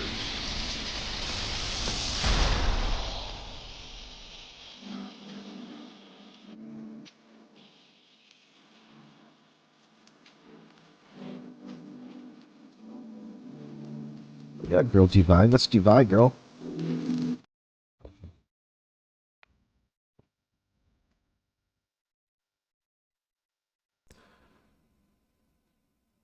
The biological, well, they were out there. Ryan Dean and her whole family were out there in front of her house. Like, that breaks my heart as well. I mean, there's people that have a lot to say. Like, the Queen has a lot to say about Ryan Dean and family.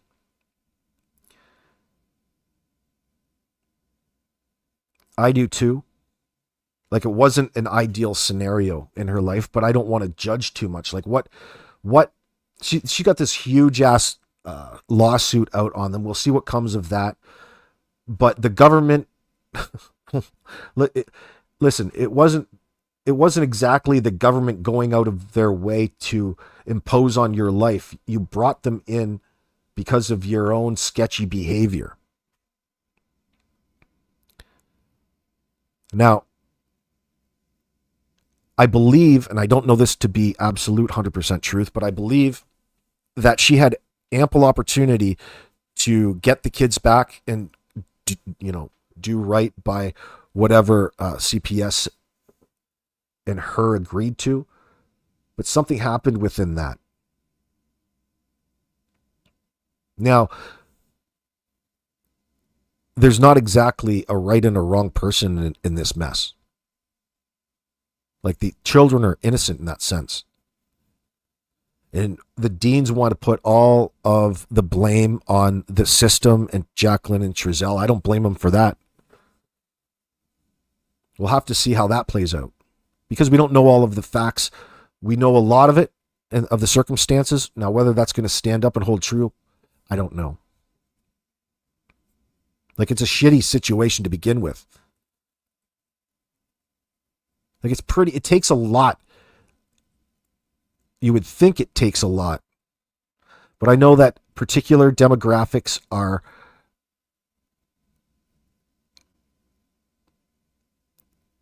in some people's opinion, including my own, and according to the statistics, might be unfairly targeted.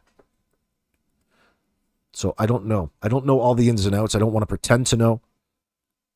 It doesn't mean I'm dismissing it. It's just that it's a heartbreaking case for the mother in this circumstance, because obviously the mother never intended to lose two of her children that she loved.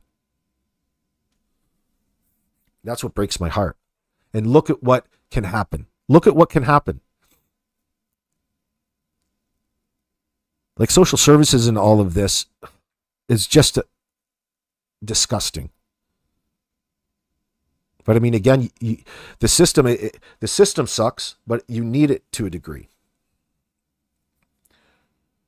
It's what goes awry in all of this are the people who get involved with the wrong, for the wrong reasons.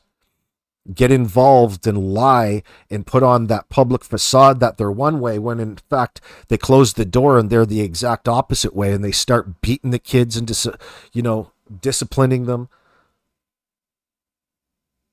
But this goes beyond that, in my opinion. The more I read these, the more it sticks out in my mind that it was more of a planned scenario where they're going to both kill the kids and make it look a certain way to the rest of their family, and hopefully things were going to play itself out. How exactly that was going to work, I don't know, because you don't think the cops are going to come and ask questions? You're hoping not. You're just going to call in a missing kids report on two children who shouldn't have been outside on a winter's night, the first day of winter, with chalk in the backyard, even though it is the high desert.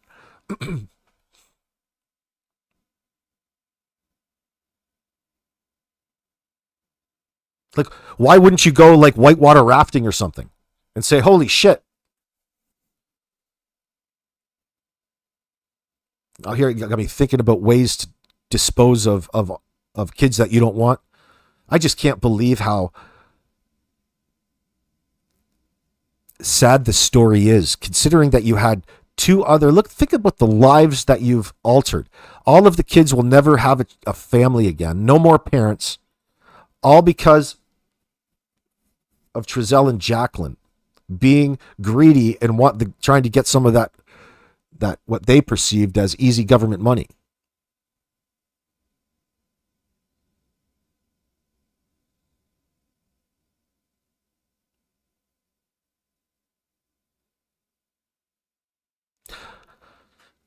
I don't know, seriously. I don't think Orrin and Orson were actually twins. I thought they were a year apart.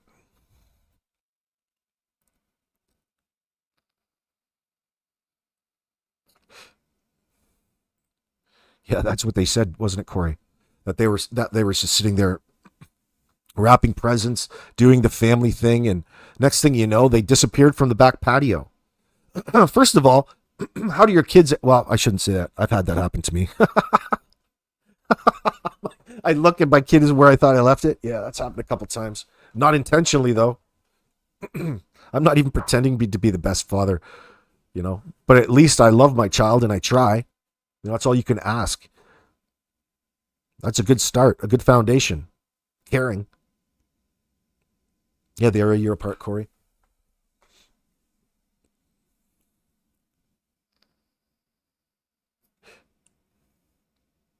I'll never forget Trezell and Jacqueline sitting out there with the family of Classic and Cincere, and Trezell is is telling all of them that they were his kids now. He could do what the hell he wanted because they were his possessions. That's how he looked at children.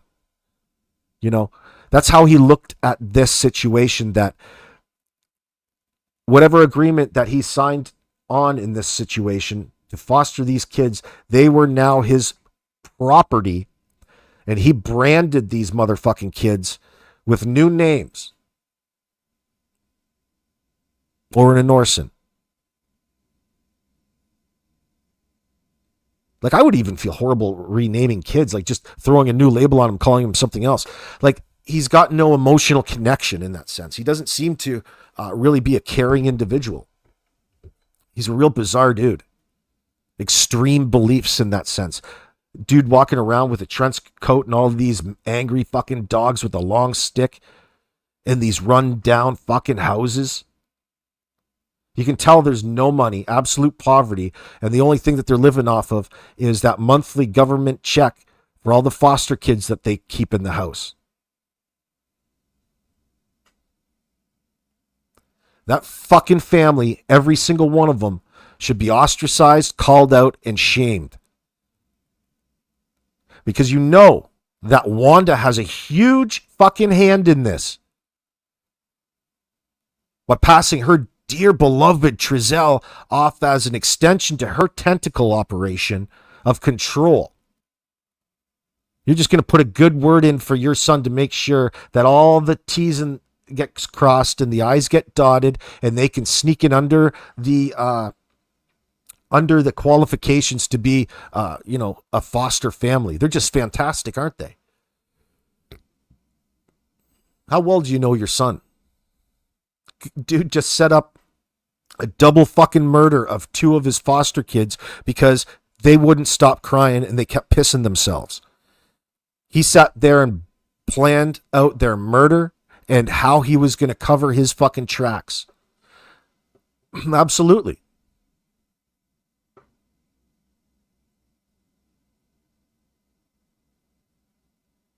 And that was, he would rather choose murdering two children. He's supposed to be a loving home and a nurturing environment for foster children. He's planning their fucking murders. That's the opposite.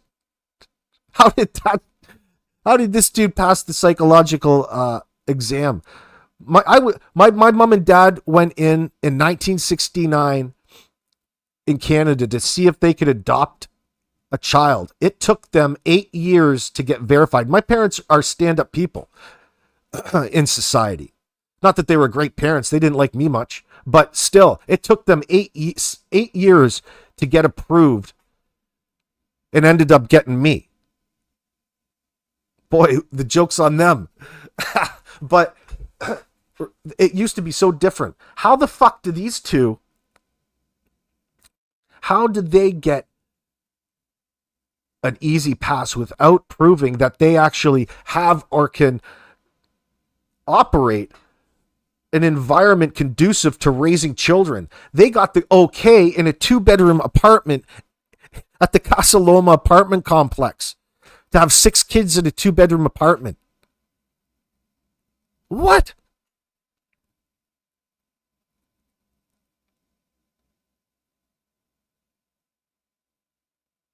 Like, it's like nobody looks over the paperwork. They just rubber stamp everything and sign everything just so that they can go home and create themselves less work, probably. Because these CPS workers, these people that work at social services, aren't exactly the top of their classes. They're people who need a job, who would rather have another job somewhere else because, again, protective services and social services, no matter where you go across the board, are always overworked and underpaid and easily corruptible.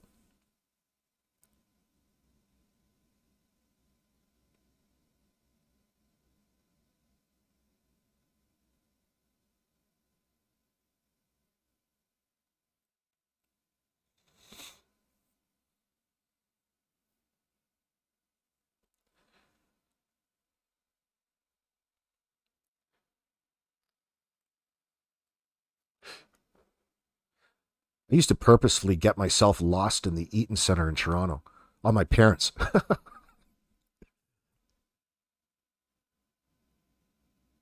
Think about that now and how dangerous that was.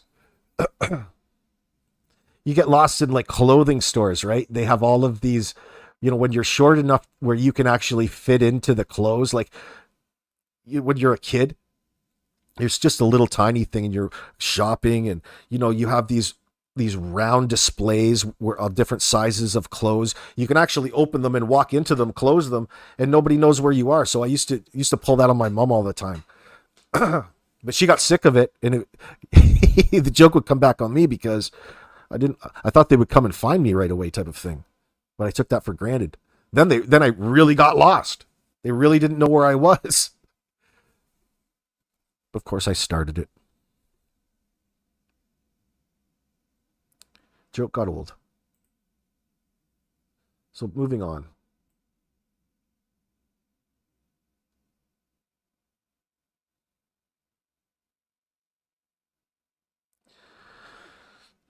So it goes on to say, so the yellow rag and the spray bottle then went back to the homeschool room. He did not know where his father was during that time. He did not know if either of his parents were or their van, which was their family's only vehicle, left that location during that time or not. He never saw anyone move Orrin West's body. He said after the above listed events occurred, both of his parents were sad, but they tried to calm him down and pretend everything was normal. I'll bet they did. He did not know what happened to Orson West. Redacted told him he heard a thud in the bathroom during the night on one occasion, but he did not know if that was during the night Orson West went missing or not. And Orson probably died at the hands of Trezell West. They probably both did. And nobody can quite identify the details because he's put on this real secondary play within a play going on to sell it to his own family. That's something, and they have to do, something happened to Orrin and he died in the night, and so it looks a certain way.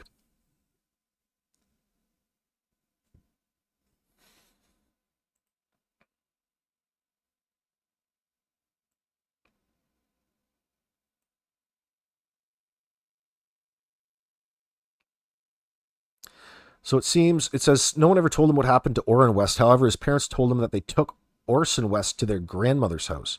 Redacted said he told Miss Mary, social worker Sonia Barton, and his current foster brother, Redacted, about the above listed events, but he has not told anyone else about them.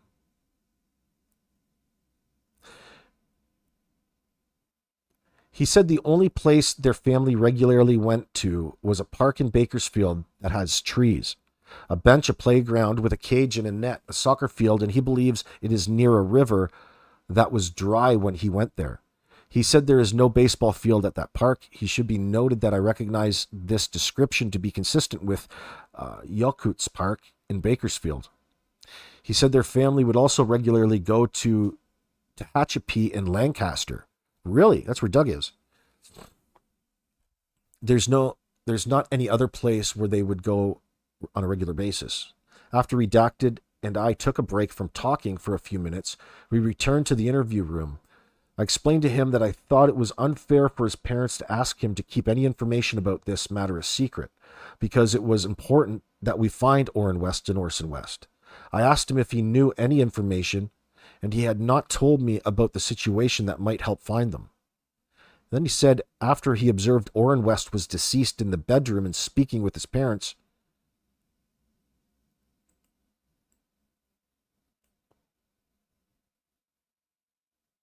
hold on.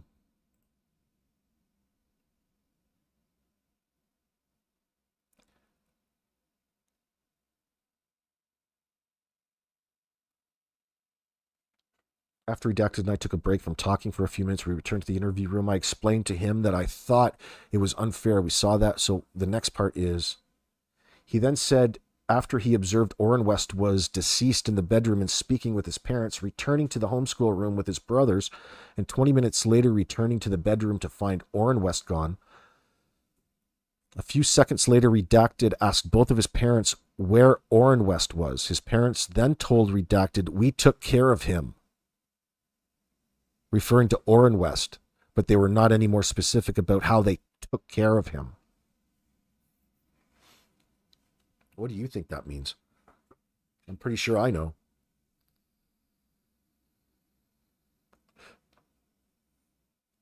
"Don't worry about that. We took care of him," said Vinny. Said Carlito. He said he was not sure which day Redacted went missing, but both of his parents took him away, and they both told Redacted they took Orson West to their grandmother's house.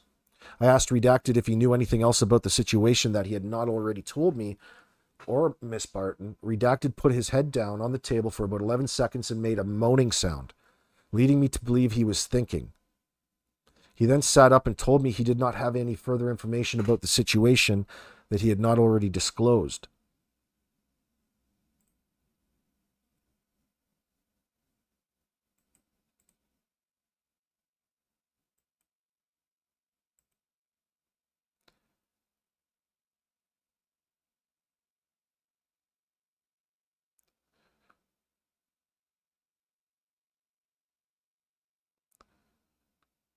I don't know what this is. Hold on.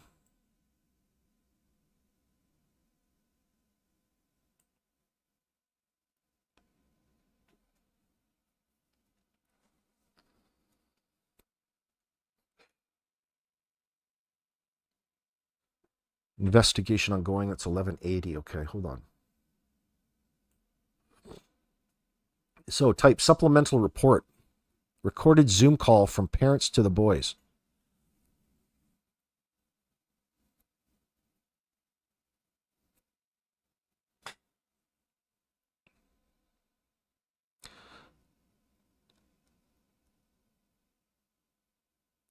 So it's a Zoom conference between the children and their parents.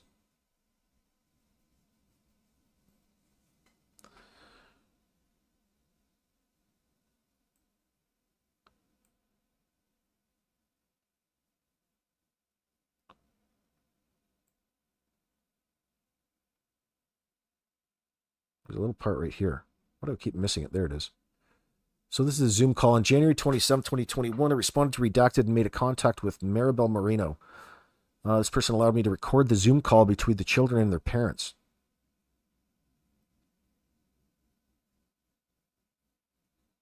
Recorded the conversation on my city-issued cell phone and later downloaded the recording to evidence.com. As I'm getting ready to leave the residence, Marino informed me Redacted began speaking to her, and she wanted me to hear what he was saying. I recorded what he was saying and later downloaded the recording to evidence. The following is a synopsis of the conversation and is not verbatim. Redacted said they were at the desert and there was grass, like they picked up grass and bring it into the place and buried the grass. And then the bad lady asked me, Orrin and Orson was asked me at a foster mom, and that's it. What? Oh, okay. So they said that the desert and there was grass. Like they picked the grass up and they brought it into the place in the desert and buried it.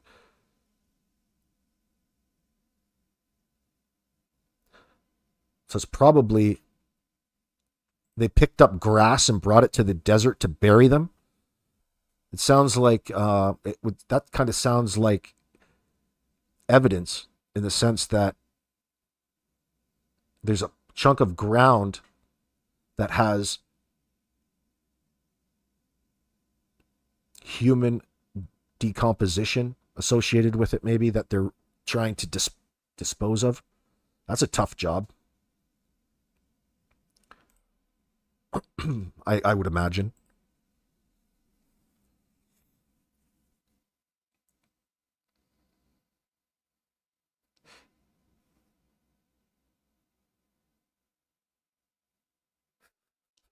Who did the writing on this one? Maybe it was a spell check and they got it messed up. They misspelt dessert or desert. But maybe it's just from the it's probably the conversation that Google picks up in that sense. closed captioning. So blank said that they were at the desert and there was grass. Likely they had picked up grass and to bring it to the place and buried the grass. And then the bad lady, who's the bad lady? And then the bad lady asked me, Orrin and Orson was asked me, what does that mean? At a foster mom, and that's it. So it sounds like you asked Jacqueline where Orrin was. I don't know. Moreno asked if he went with them and what did he see? And if he went with Orrin and Orson. She asked them, where did they leave them? He replied, in the middle of the desert. Marino asked where the other kids were, and he replied, they was at home sleeping. Redacted said they were in a house, and they were burying grass. Redacted said Orrin and Orson were both awake, and Mom and Dad was holding one and one. And they said, don't, unable to determine the word, and they goed, and I said, are you going to your jail forever? And they said yes, and that's it. Marino then asked, so you went in the house in the desert? And he said yes, and they left him in the house. He stated they were sleeping in a comfortable bed. Redacted said there was old people there too, like an uncle. Redacted said they were at the desert and there was, oh, whoop, wrong one. This one's hard to read.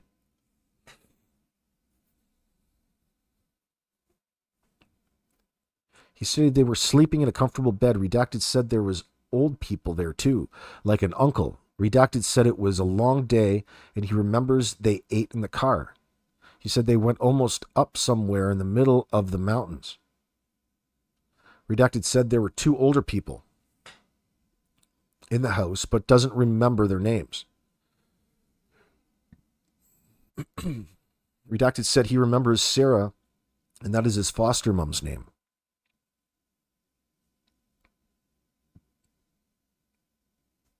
Redacted said the older people in the house then got married and had children. He then said he saw Orrin on the news at Grandma's house. I asked him if he remembered what he ate in the car, and he said he had cheese balls. Marino asked when they took Orrin and Orson, if they left from their apartment or old house, and he stated the house and he saw old grass. Marino asked him if he meant the grass was not green anymore, like old and dirty, and he nodded yes. Redacted said the house color was peach where they left Orrin and Orson. He said the house was close to the mountains, but not in the mountains. Redacted then confirmed it was not Grandma's house where they were. Sounds like he's describing California City. I asked Redacted if he had seen Orrin and Orson since they left them at the house, and he stated no.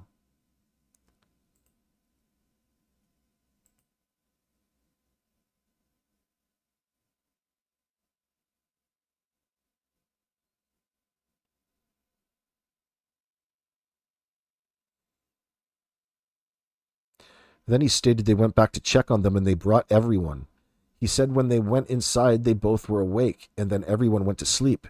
Redacted said he only saw a little bit of the house around there. Marino said Redacted was by the stairs when he just started talking about Orrin and Orson, NFI. Huh. They could have done a lot better writing that report up. That's hard to understand.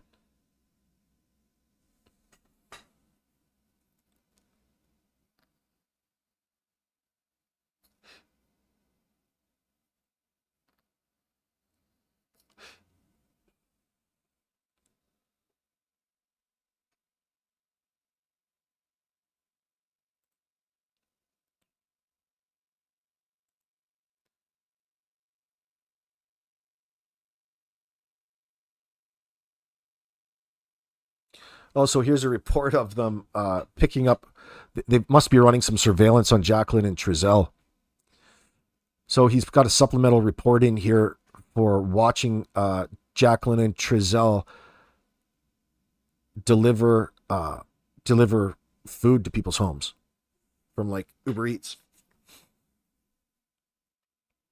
Trezell and Jacqueline began responding to various restaurants and businesses, picking up orders and delivering them to the purchaser. Many of the deliveries were to residents and a few businesses. The Wests would often park in the parking lots where there are numerous restaurants nearby until it appeared they received an order.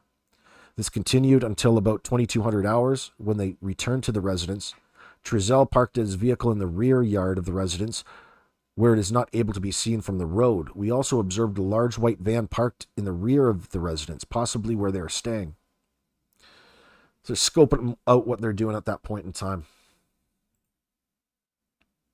So they're probably scoping them out to try to find out if they're returning to a crime scene where they suspected to have buried these kids or move any evidence.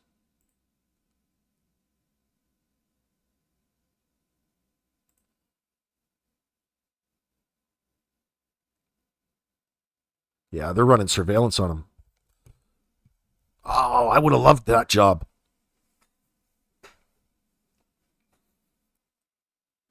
That would be the Special Investigations Detail. Ryan Clark.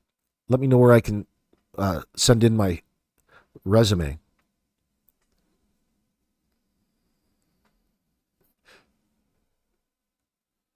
So it was February 10th they were running surveillance on them, 2021. They were on duty and in plain clothes, occupying unmarked Bakersfield PD vehicles in an undercover capacity. Oh, we're undercover, probably eating fast food. We were assigned to the investigations division, assisting in this case for surveillance purposes.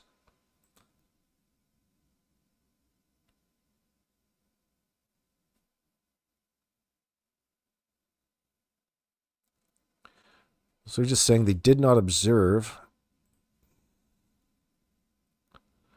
We were assigned to investigations division. About 11:30 hours, the officers of SID located at redacted did not observe the 2000 white Chevy van. Yeah, he didn't observe where that van was. Okay. So,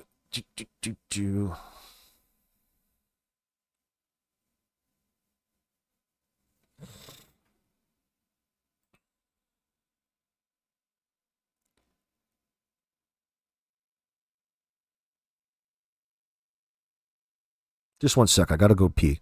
I'll be right back. I gotta grab a coffee too.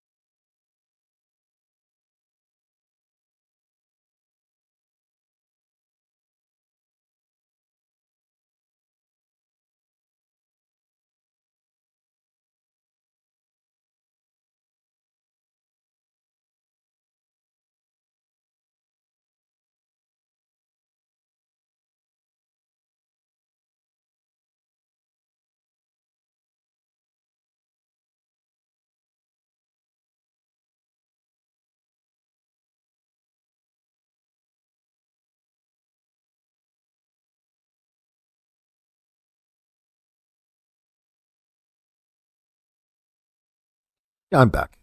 I am back. Oh my gosh. Corey, makes you wonder what kind of meds they were on, or supposed to be on. Who is that you're mentioning? Jacqueline Trezell, maybe?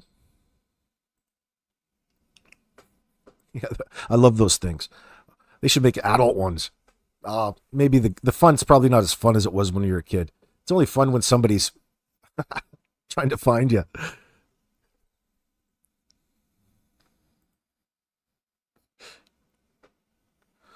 Well, Divine, it begins with conversation and it begins with people understanding what's going on.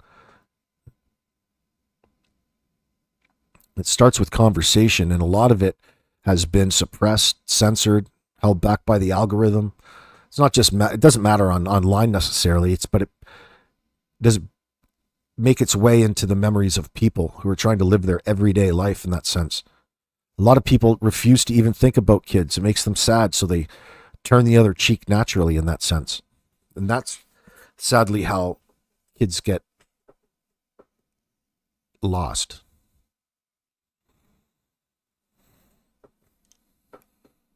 So let's go back to searching things out here. We'll scope things out. I got to switch screens.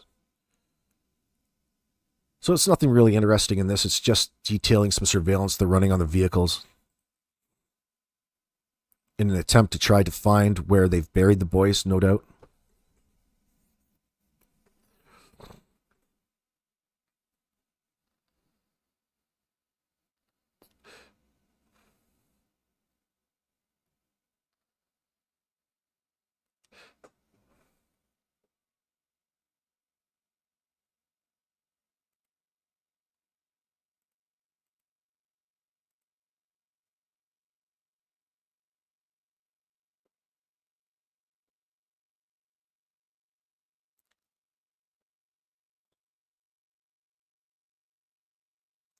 Oh, yeah. So here we go.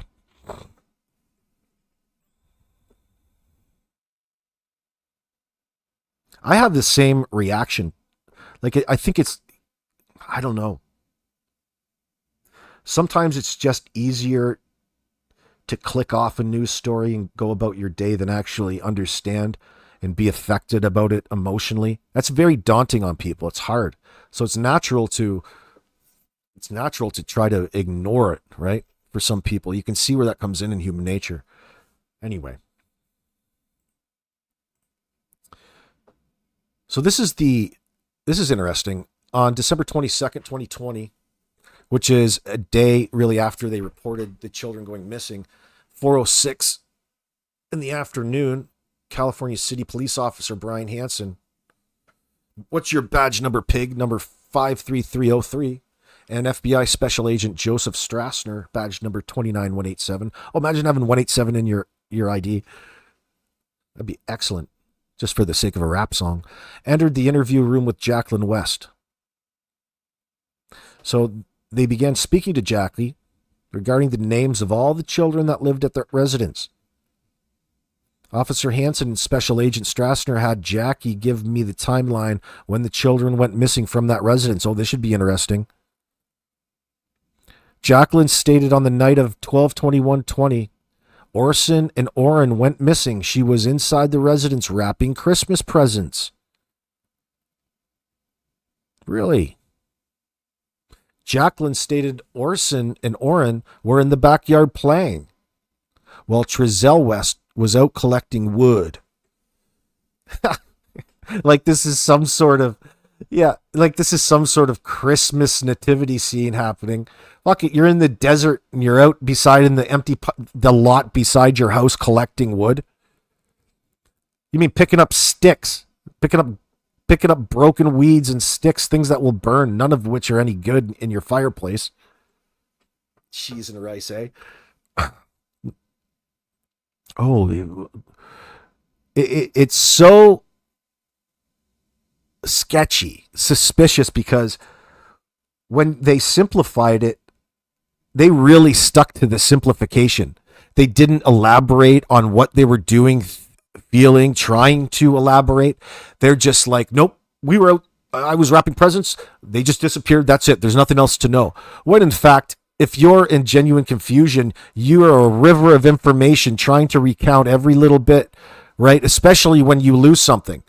Fuck, I go nuts when I lose the keys to my truck. I have a better I go, when you do stupid shit like that, it's rather suspicious that they don't have anything but like 17 words. That's it. Yeah, there's no wood there. One, it's a desert. It's not like it's like a hardwood forest here. We're going out collecting some wood. Shit. Hey, Ian, good to see you. No, they're not that new. They probably just have new names, Ian. It's not new people in that sense.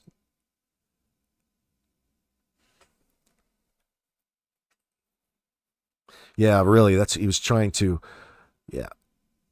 He was back and forth. Yeah. He had to come up with a reason why that gate was open.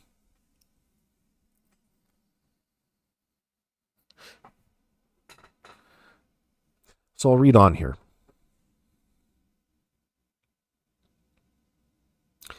Jacqueline stated Orrin and Orson were in the backyard playing, Trezell was out collecting wood.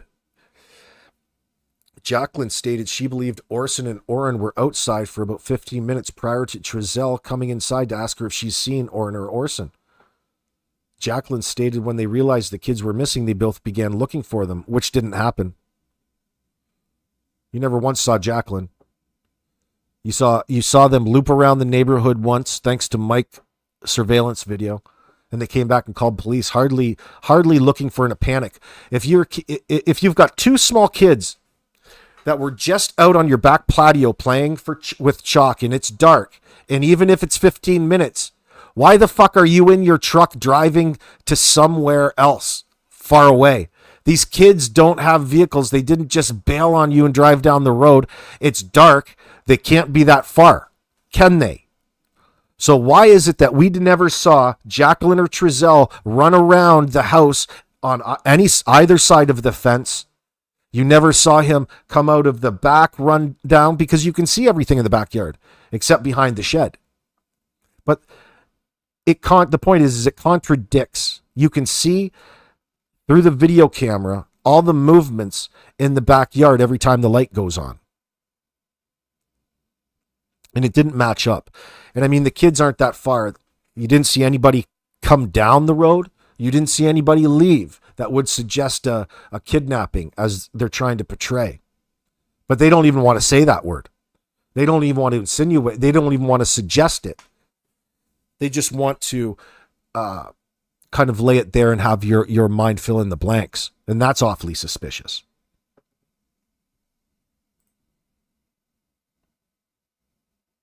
So it goes on to say, Jacqueline West stated she believed the boys were outside for about 15 minutes prior to Trezell. So Jacqueline West stated when they realized the kids were missing, they both began looking for them. Like fuck. Jacqueline stated she searched the entire residence and the front and the backyard. Jacqueline stated they notified the police around 1700 hours. So at 16:20, I responded to the interview room to assist with the interview. I asked Officer Hansen if he could exit the room so I could speak to him so I could be briefed on the case. So when they re-enter the room, Hansen read the Beeler statement to Jacqueline, explained to her that she was not under arrest, but she went going away. Oh, she's not under arrest and was free to leave at any time during the interview.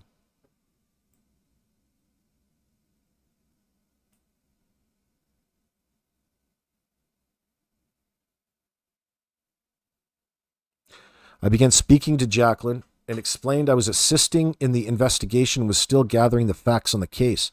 I asked Jacqueline questions regarding Orrin and Orson and when they were adopted. Jackie stated she had been a foster parent since 2013 and adopted the boys in April of 2019.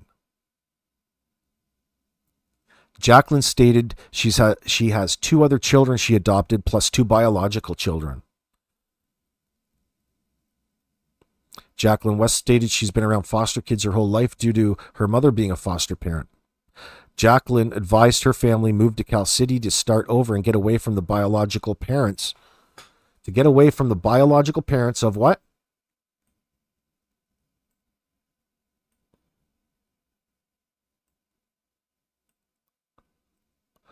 They moved to get away from the biological parents of Orrin and Orson West. Now, I wonder why she would say that.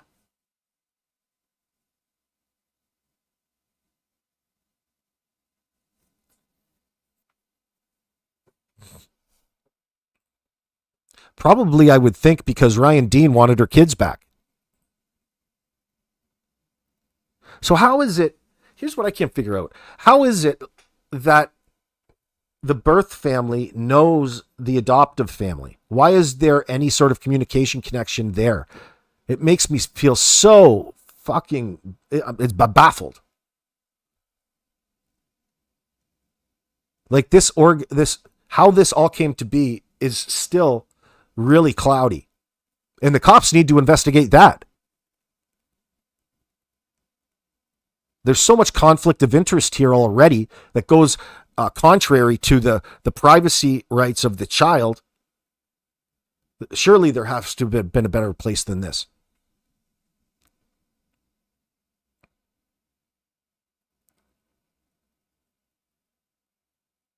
Good morning, Slim. Good morning, Slim. Jacqueline West stated, so Jacqueline's saying they moved to California City. That really is a weird excuse to start over and get away from the biological parents of Orrin and Orson.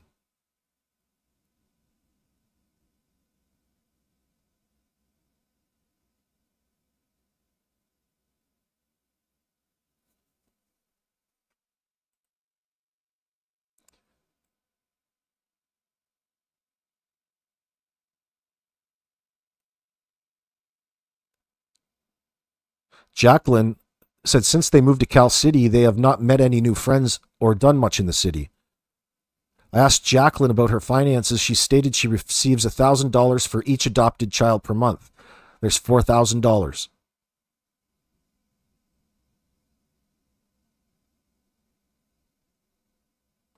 Jacqueline said she does art as a side job, and Trezell produced music on the side. Oh, yeah, wigga, wigga, wigga, wigga.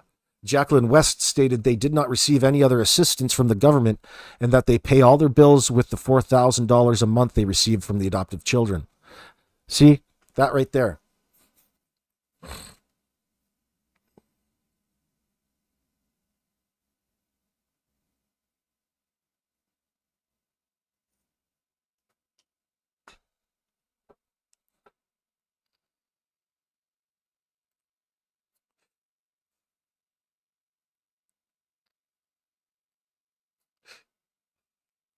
Exactly. Kung Fu Panda, there's probably arguments for that on either side, and there's always exceptions. You can always use your discretion at that moment because kids, when there's an emergency, they need a safe place to stay. But it's historically, the places that these kids go to stay have been corrupted by pedophiles, child traffickers, and they still will be in the near future, because where there's kids, there will be a danger.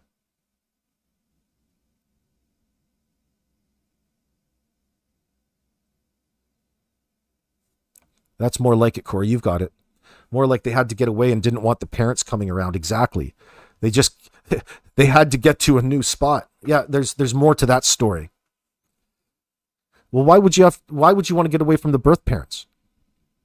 Because all of a sudden, think about it. Now the kids have dollar signs attached to them to a foster family. She's getting $1,000 a month that she wants to per child. That's $2,000 a month. It's $24,000 a year that she doesn't want to walk away from because it contributes to their new lifestyle in that sense.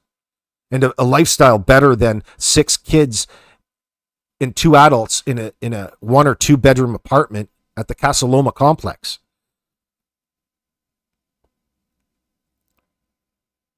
So she's selling out the family sect in order to bolster her own profits, her own bottom line at the end of the day.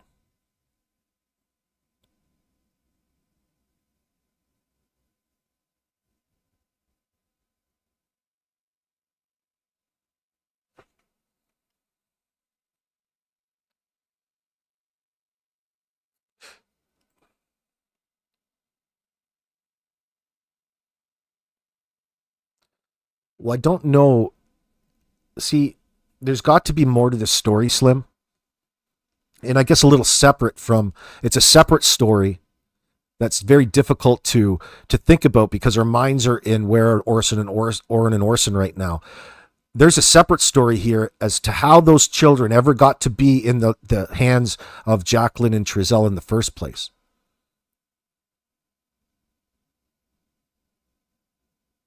It would be the last place that, number one, I'd be the last place that I would send 2 kids in an emergency to a family that has no room. They got no room at the end there, Jesus. You're going to have to sleep in the stable. Surely there has to be a better place at that point in time. So Why was he then adopted? Because there's financial incentive to not just foster the child. There would be an incentive on top of that to give that child a theoretical home and family by fully adopting the child. And they wanted that money too.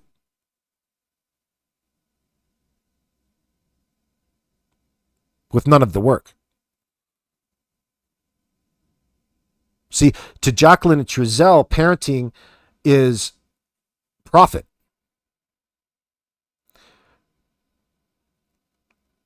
To the birth family, that entire fucking family showed up all the time because they cared about Classic and Cincere at the end of the day. They might have had many faults, all kinds of faults. They're they're young. They're not going to be able to do it right, but which young parent does? Very rare, very few. There's a learning process. Things can be forgiven.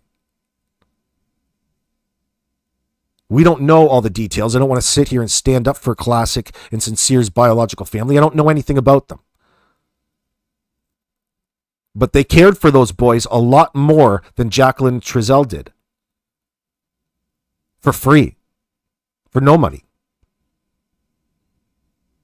They've already got a leg up.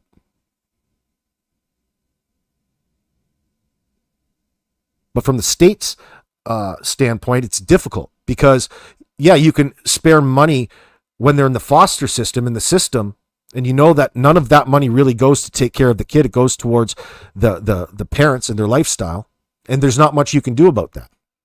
You can only hope for the best.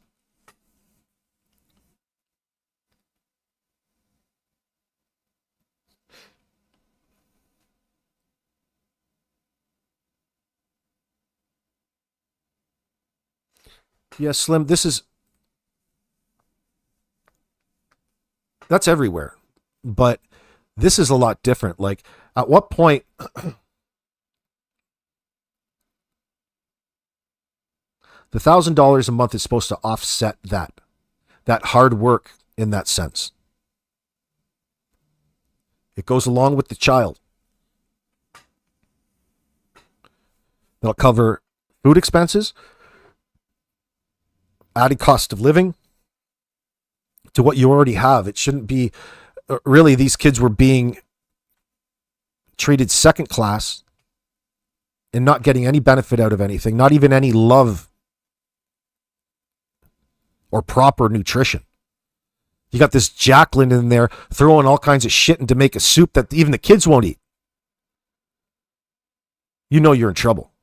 You might want to think about the food that you're cooking. If your kids don't like your food, it's you. It's not the kid. The kids don't like your food, that's your fucking problem. You need to learn how to cook properly or do something better, because kids are easy to satisfy, especially when it comes to their stomachs. Try making it differently. You're welcome, kids. Now, I asked Jacqueline West where her 4 other children were at the time Orrin and Orson West went missing. Jacqueline stated they dropped them off on Saturday, December 19th, around noon at their grandma's house. I asked Jacqueline why she did not drop all 6 kids off at the grandma's. She stated all 6 would be too many and not having any help, and also because of the pandemic. See, they keep using this pandemic as an excuse. They must be globalists. Now, Jacqueline stated all 6 kids went to Bakersfield at the time. She dropped off the oldest 4 with the grandma. Jacqueline stated Trezell got out of the van for about 20 minutes and spoke to his parents. Jacqueline stated she didn't get out of the van due to Orson and Orrin sleeping in the back seat. I'll just bet they were sleeping. Jacqueline stated after they dropped the kids off, Trezell's mother's house, Wanda, they stopped at the gas station, but had a hard time remembering which one. I began asking Jacqueline West more questions regarding their trip back to Cal City. Jacqueline then stated they went to the Superior Grocery located at Union, then a McDonald's, before returning home. Go to McDonald's, spend some of that $2,000 of those kids' money. Now, I asked Jacqueline West where her 4 other children were at this time. Orrin and Orson went missing. So we got that part. So it goes on to say, Jacqueline stated that when they got home, she began cleaning and cooking and did nothing unusual. Went on to say they stayed at home all day on Sunday, December 20th, with Trezell and Orrin Orson, and did not leave the house. So here's a story that can't be verified because Mike the neighbor, his surveillance footage doesn't show those boys at any point coming in or getting out of that truck in the backyard. It's fairly quiet over there.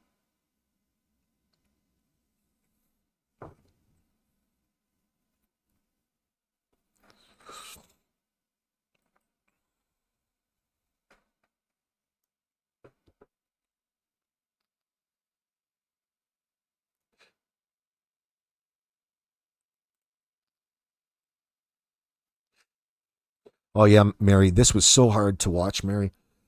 You knew right away. You got 2 kids missing. That's going to get people's attention. Right away, you tune in thinking that they got kidnapped. The first thing I saw was AV Watchman following Trezell West down the road, yelling vulgarity at him. And it hit me. I'm like, oh, no. AV and Doug are following this poor family and harassing them, and they've got 2 kids missing. That's before, and then I started to get to know what was up at that point in time, and before you know it, I was hooked. I couldn't effing believe what it was I was witnessing.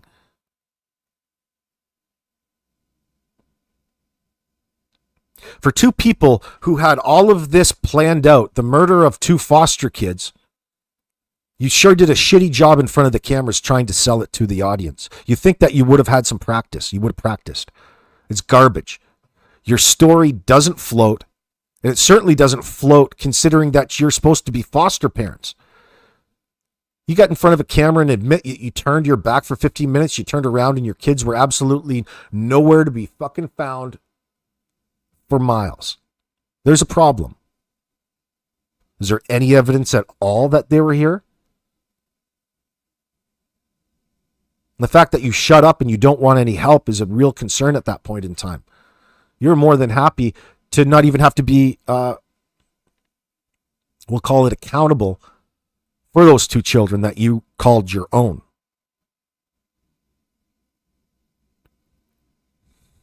Man, this breaks my fucking heart.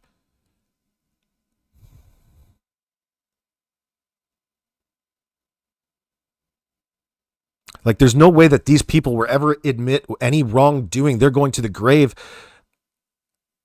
trying to convince people that they didn't do anything.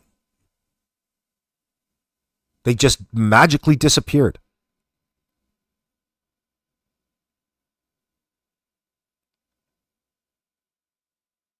They would have to, because if it was an accident at any step of the way, if there was an accident that occurred and you were scared of the outcome of what would happen and they were going to take all your kids away, at some point you would break down because that stress would be so uncontrollable. You would need to get that off your chest. If it was your own negligence that led to the death of one of those kids, it would make more sense to why you had some sort of cockamamie story, because you were trying to protect the rest of your income for that month. We won't even call them children. We'll straight up say it, Trezell and Jacqueline, that you're trying to protect your monthly fucking income from the government and the $1,000 per adopted child that you had. That's what this is really about.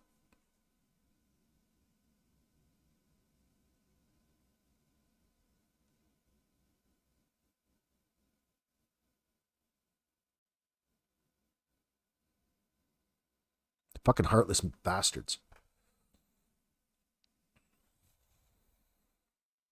Fuck. Kids are highly annoying. Kids are crazy. Off the wall. Could you imagine having 6 kids? Could you imagine having 6 kids and not being happy? Could you imagine having 6 kids and the only reason that you have those kids there are to make that $4,000 a month. Them just being there means that you get that $4,000 a month, and that's really where you emotionally separate. Here's your rules. They're pasted to the back of the door. Any wavering of that gets you an ass kicking. Physical violence. Like, that's far beyond than just being a strong disciplinarian.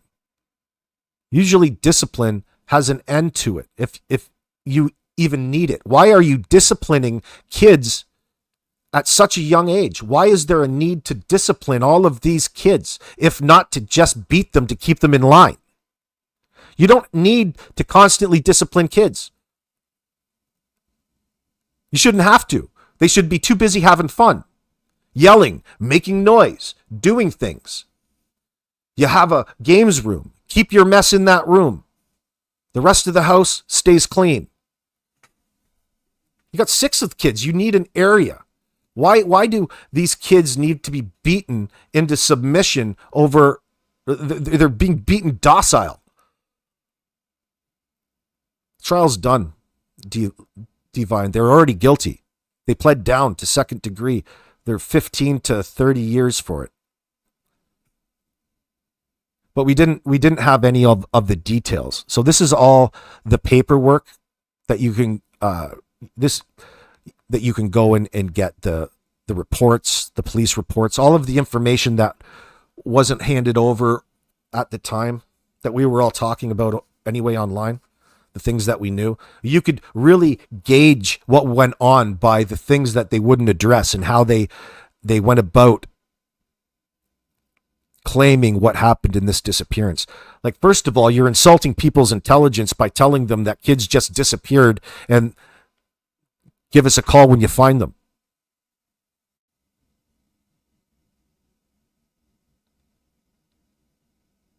So really what we're doing here today is just going through these, not reading them all because it's monotonous, but there's parts in here that affirm and verify things that we suspected early on in that sense.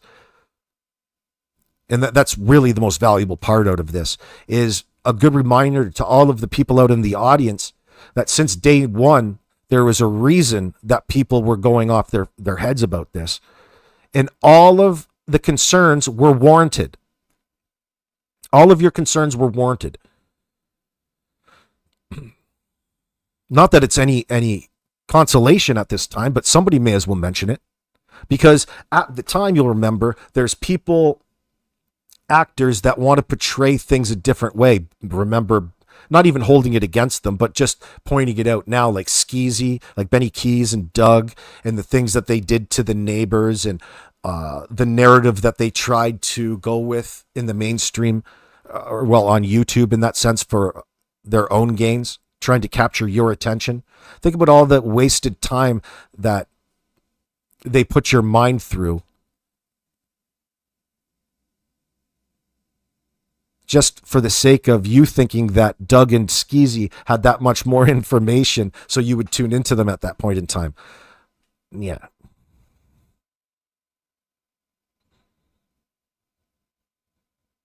Oh, yes. The Chandra Van Ark case, Solo Nana.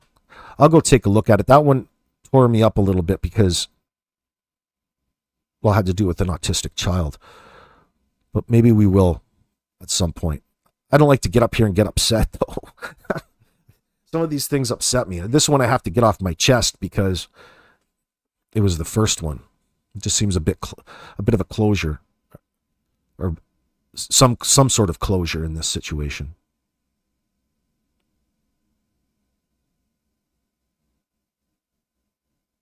It's different. This one for us is different, Solo Nana, because we were there through Doug and AV and this channel since that day, December 20th.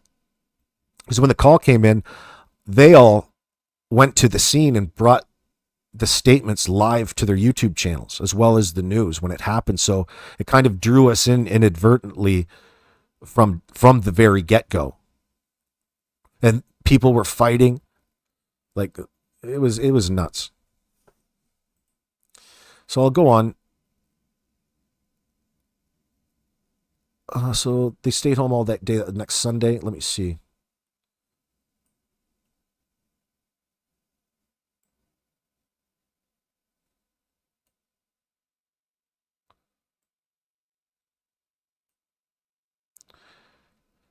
So Jacqueline stated on Monday, December 21st, she woke up at around 8 p.m., started coffee, opened the blinds, fed the animals, and started cleaning. I began asking Jacqueline more details about Monday so I could get details and what time frames of when the last time Orrin and Orson were last seen.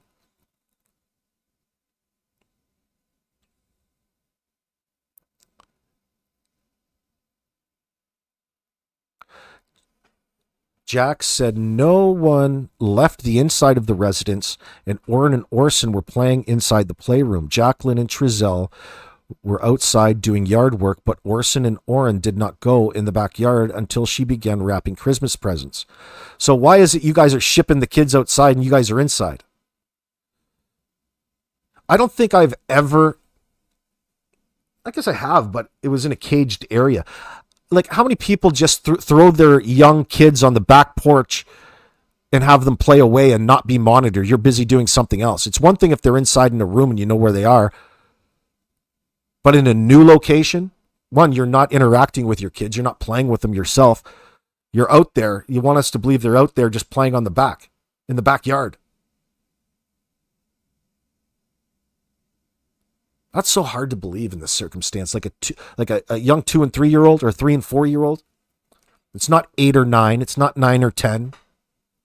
Like, they're a bit young to be out there by themselves figuring things out, because that's a particular age where kids get into trouble, all kinds of shit. They'll be poking their fingers in the sockets.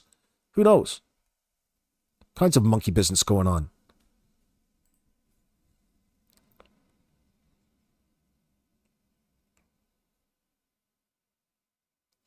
So Trezell Jacqueline West stated it was getting dark when Trezell came in asking if she saw Orrin and Orson.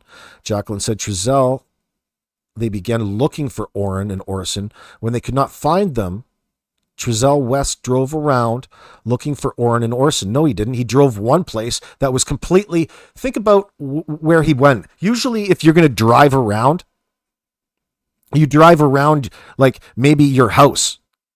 This guy got in his truck, took off, and he went fucking north down the road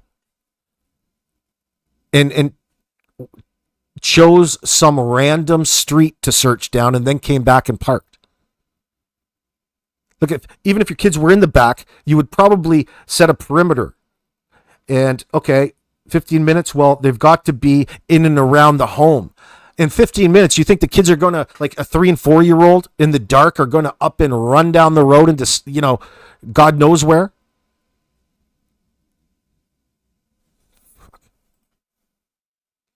It would be the opposite thing you'd do.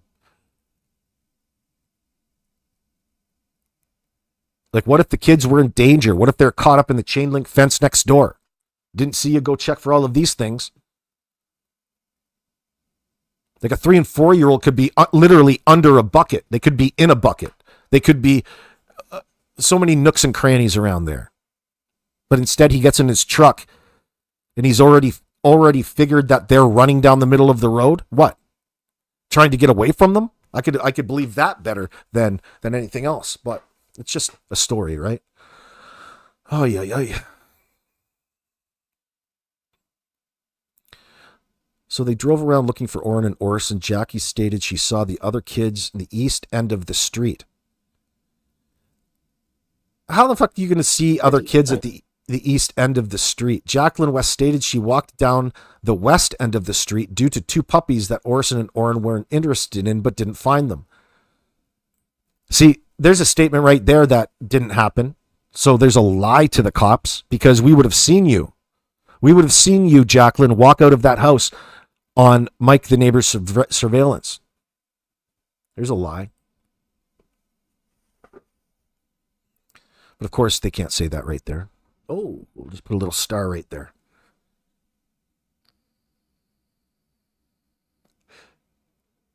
I asked Jacqueline more details on what Trezell West was doing when the kids were outside with him. Jacqueline said he was walking to the dirt a lot, dragging branches into the rear yard. I asked Jacqueline what the other 4 children were going to say when she told them Orson and Orrin went missing. Jacqueline said she was not going to tell them until after Christmas. I asked Jacqueline the children's sleeping arrangements. Jacqueline said Orson and Orrin slept in different rooms. I think that's another lie. I asked Jacqueline if she believed well, next page.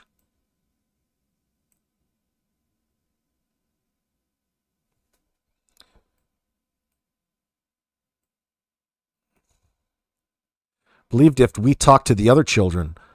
Jacqueline stated she knew we talked to the other family members. I advised Jacqueline that the other 4 children said they have not seen Orrin or Orson since September. Jacqueline became offensive and stated that's weird and it could be misinterpreted. Oh, really?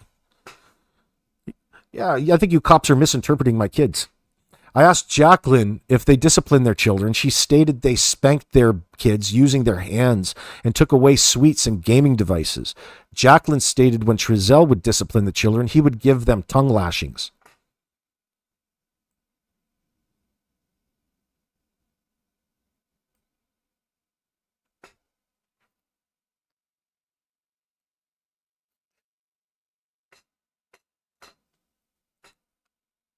This is what gets me.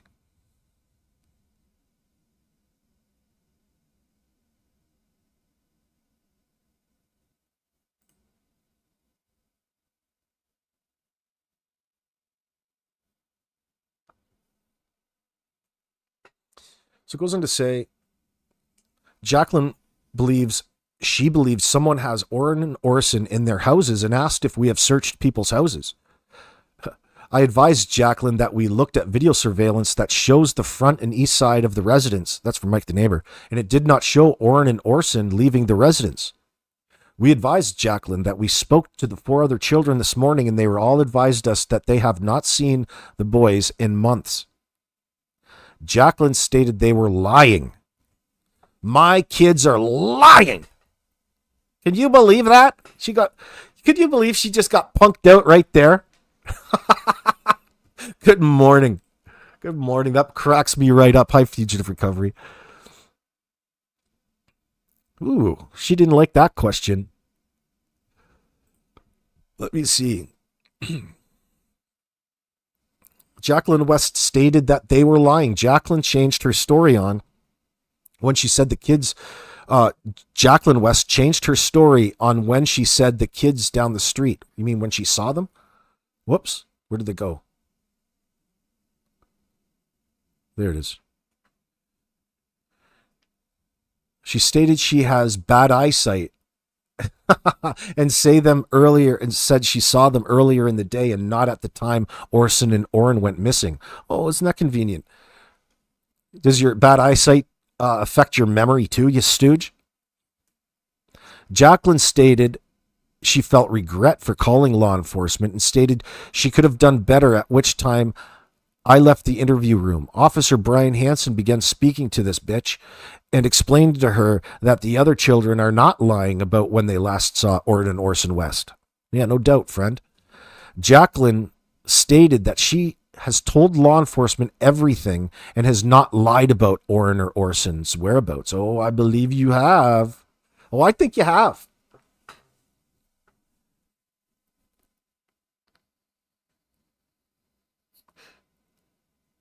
I asked Jacqueline West if she was lying to cover up for her husband that did something bad to Orrin and Orson. Jacqueline stated if something bad happened, she does not know about it.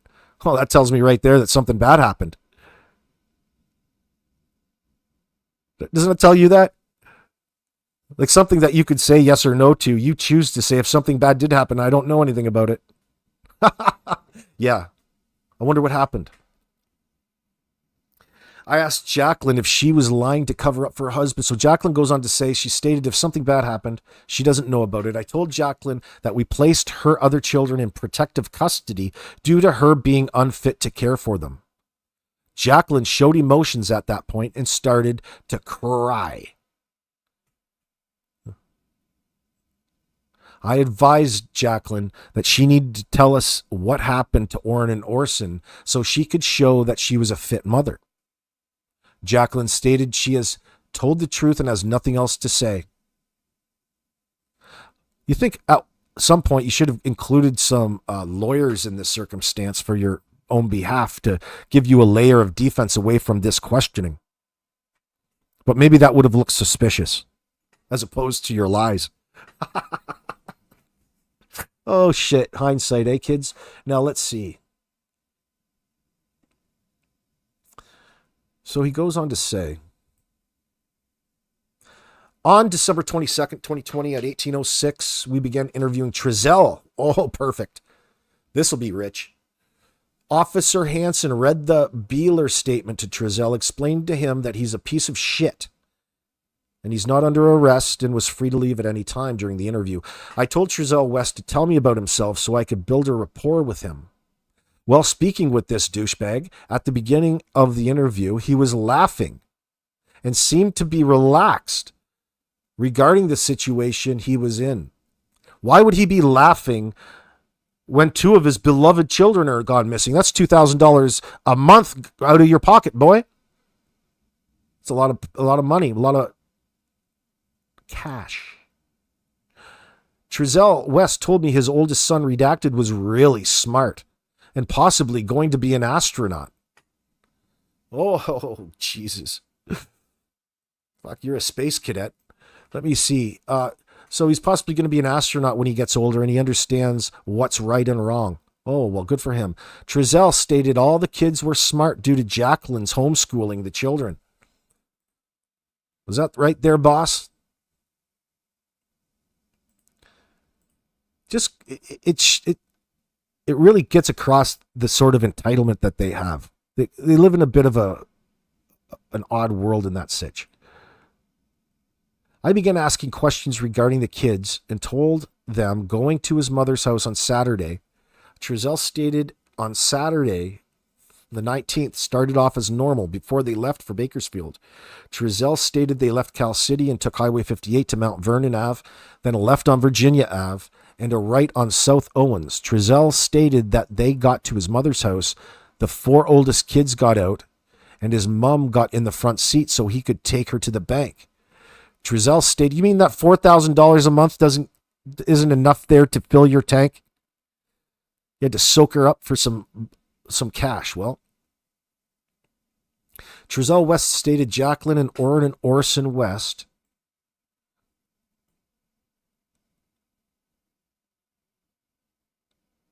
whoop, did I go to the right spot here?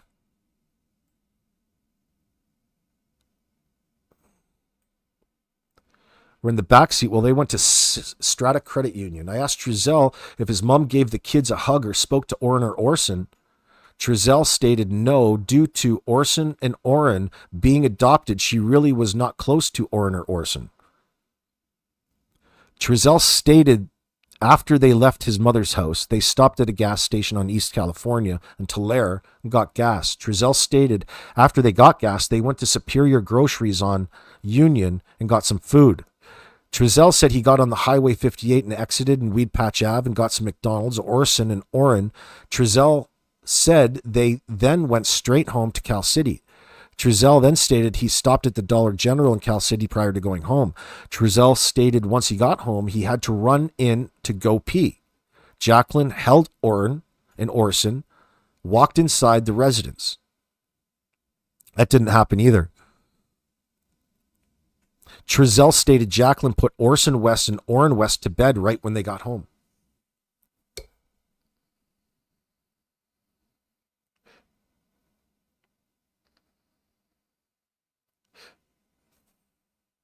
Trezell said on Sunday, the 20th, he was just hanging out while Orrin and Orson played in the playroom and pretty much did nothing else that day. I asked Trezell West if he was sure he did not do anything else, and he said he might have driven to the Dollar General to get some more chips. Trezell West said on Monday the 20th, around 1600 to 1630, he was getting some wood.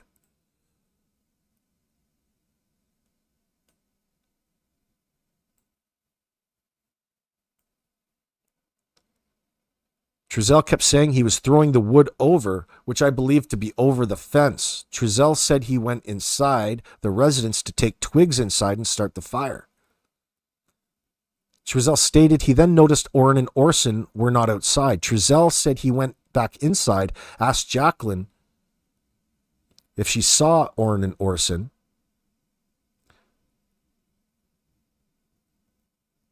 Trezell then went back out and noticed the gate was open, the gate. I asked Trezell how long he was inside prior to Orrin and Orson going missing. Trezell said about 3 minutes. I asked Trezell where he looked for Orrin and Orson. He stated in the backyard.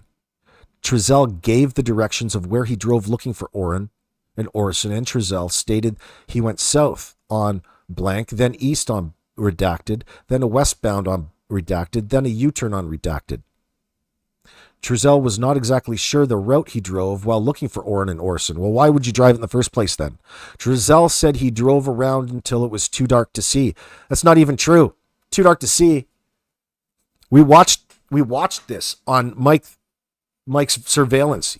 He was back. It wasn't 3 minutes. It was all already dark when he went out. Trezell drove back home, then notified the police. I advised Trezell that his story does not match with his wives, mothers, or his 4 other kids. At that point, Trezell became angry and did not want to answer any more questions. Special Agent Strassner asked Trezell,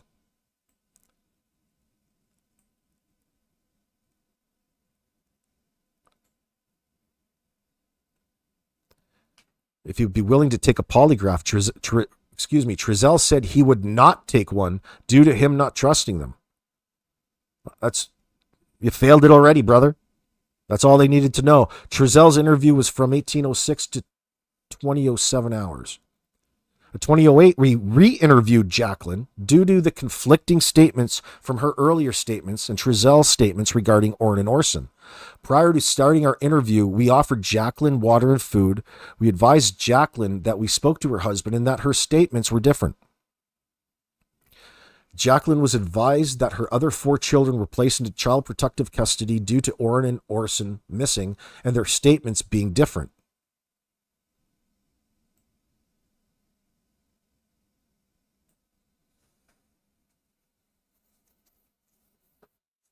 We advised Jacqueline it was time to come clean and tell us everything regarding the last few days. Jacqueline said she remembered Trezell's mother getting in the van and going to the bank. Jacqueline stated when his mom got in the van, she did not turn around to speak to her or Orson or Orrin. Jacqueline West then told us the route stops they did prior to returning to Cal City.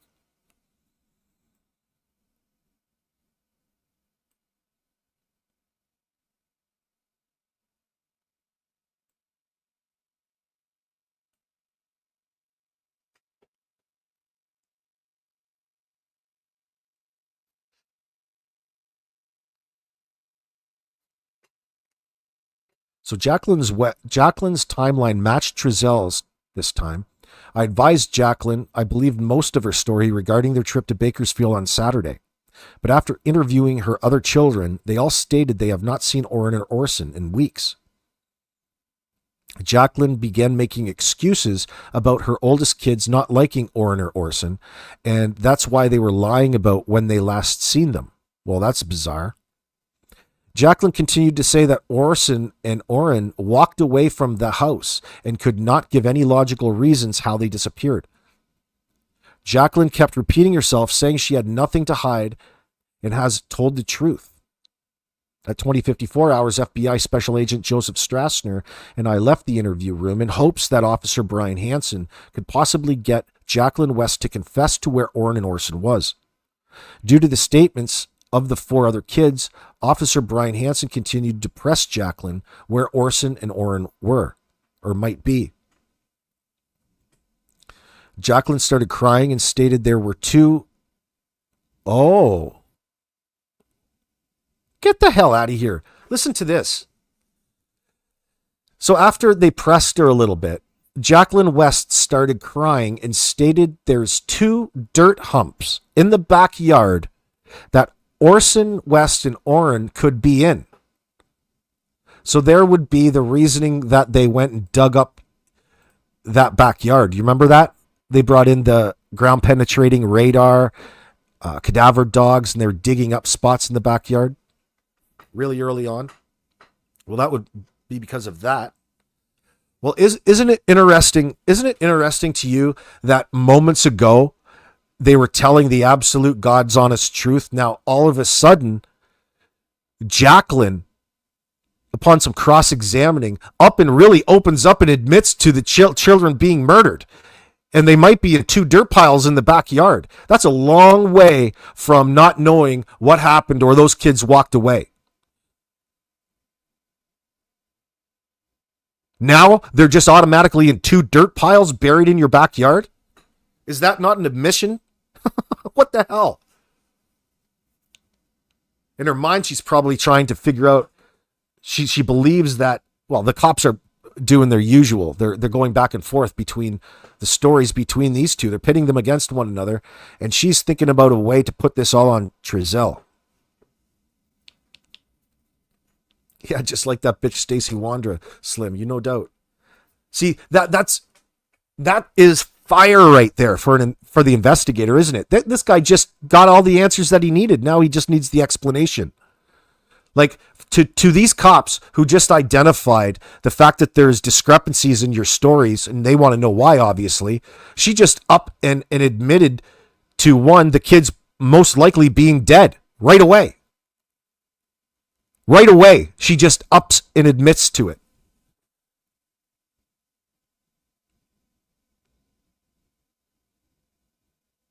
Well, it's close. You're acknowledging that Orrin and Orson are dead and they're on your property.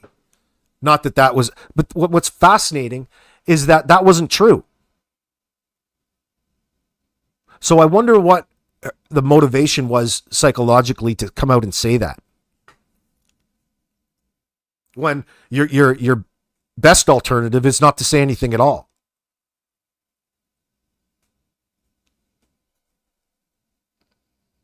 Especially when you know that you're lying and making up stories to try to get out of something. You know that they're going to call you out if your story doesn't line out. When you're lying, why would you even put that out in the first place? Just say nothing. Fuck. So Jacqueline started crying and stated there is 2 dirt humps in the backyard that Orrin and Orson could be in. Jacqueline became emotional and started crying at that time and stated, "I hate crying." I re-entered the interview room, I bet you did, and asked Jacqueline West if Orrin and Orson were buried in the backyard. Jacqueline said, "No one has buried them anywhere." I continued to tell Jacqueline to come clean so we could get her. Oh, hopefully they start pitting her against the abusive husband here. Let me see.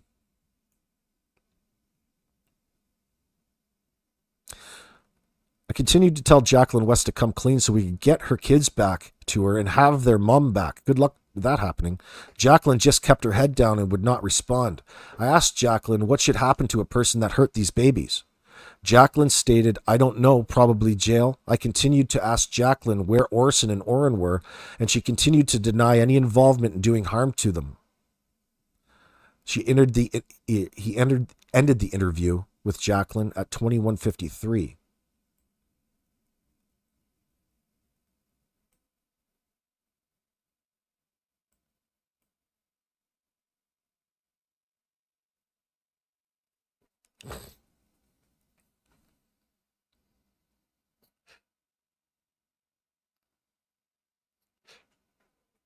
High dramatics. On 12/22/2020 at 21:53 hours, we placed Trezell and Jacqueline in the interview room together to see if they would talk about their interviews. While they were alone, they spoke about what was seized during the search of the residence. Trezell and Jacqueline said, "Now we can't even go look for them," referring to the van being seized. Oh boy. Darn it all. I issued both Trezell and Jacqueline West my business card with my contact information and a little note on the back that said, "You're guilty," and advised them to notify me if they had any additional information for the case at 2200 hours.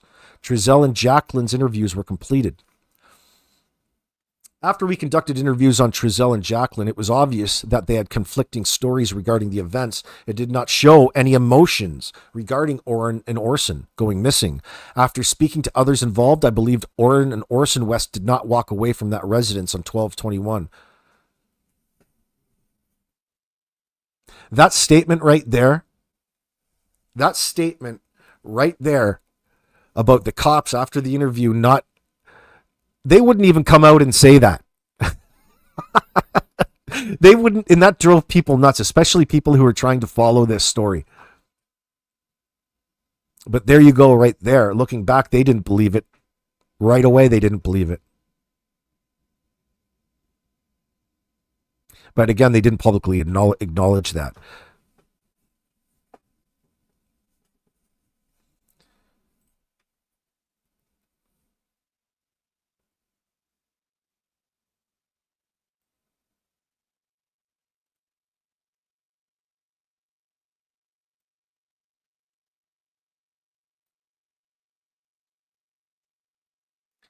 So who's Perla Martinez? This is Jacqueline West's sister.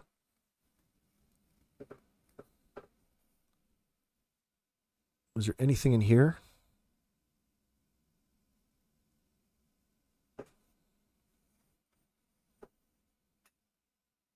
So at that point in time, they were trying to spin it and put it back on the biological mother, Mrs. Dean, for potentially coming back and kidnapping the kids away from her.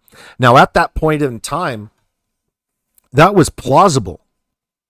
It was to a person who didn't know at that time, coming in and seeing that there was conflict between Ryan Dean and the family, the birth family, and Jacqueline and Trezell. It showed that perhaps maybe there was some sort of connection, and maybe the mother did come back and just take her kids back. Who knows?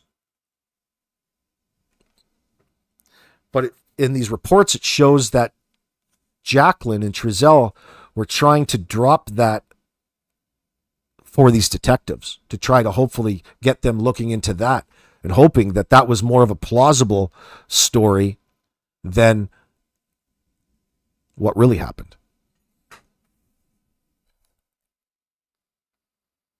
So this conversation with Perla, which is Jacqueline's family, and her account of the conversation tells you that Jacqueline was actively telling her other family members that there is problems with Ryan Dean's family, trying to put blame off on her in that sense, putting it back onto the family. Because from the guilty party, that would seem effective. Blame the victims and blame the family of those victims, who are in turn victims as well. Double victims to some. So she believes that someone took the kids and stated possibly the biological mother. Perla stated he wished Jacqueline West had photos of the boys and offered explanation for her not having any. Not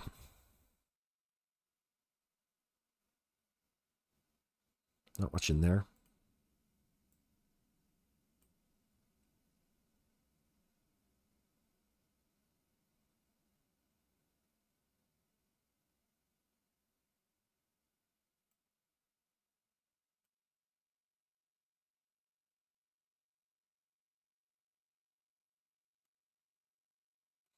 So here's some statements talking about what was on the phones, the digital devices of the content seized.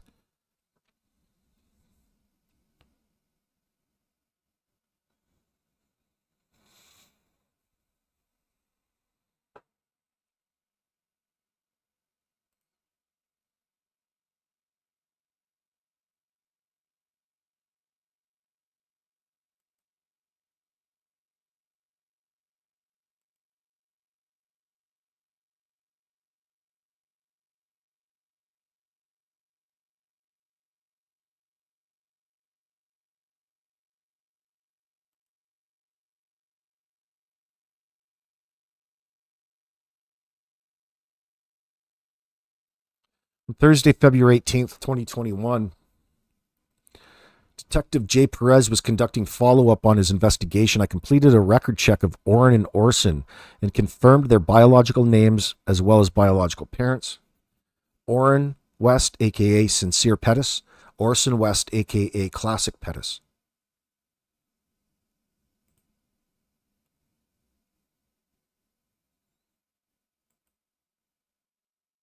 It's redacted. In review of these investigations, they were found to have insufficient evidence to file criminal charges against Ryan Dean. CPS was notified of these investigations at the time they were reported.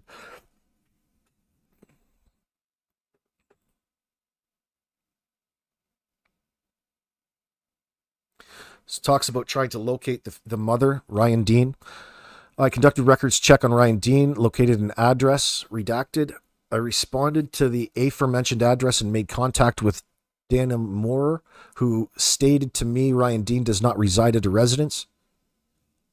Moore is identified as a resident relative of Ryan Dean.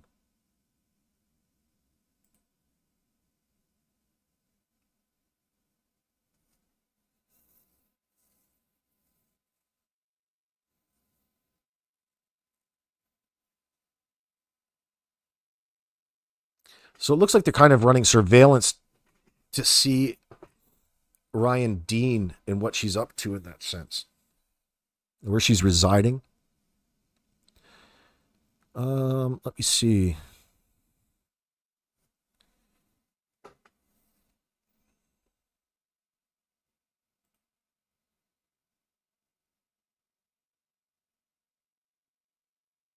So this is them monitoring Ryan Dean's apartment to see the activities, to see if they have probably anything to do with where Orrin and Orson are.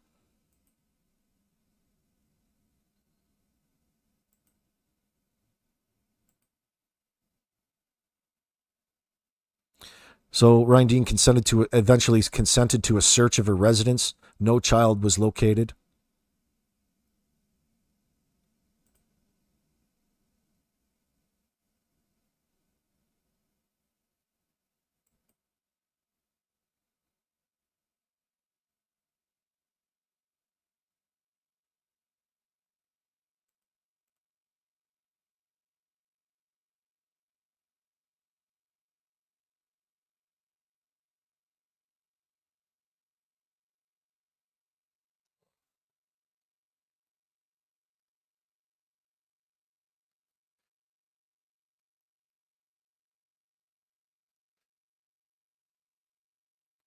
So this Mary Lapuz, here's an interview with the woman that lent Trezell that $5,000. Lapuz stated she and Trezell would talk for hours about living off-grid survival type conversations about prepping and human trafficking conspiracies, such as Pizzagate, excuse me, and growing organic food.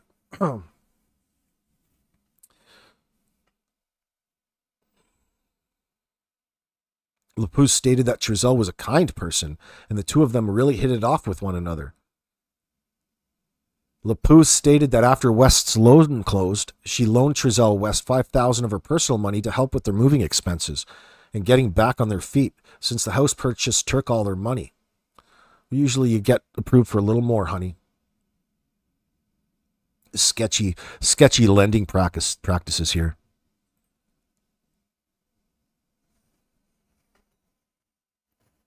And let's not forget this loan with this Lapuz woman, she ended up really screwing over the previous owner of this house. Pardon me. That was my honker. Blowing my nose. I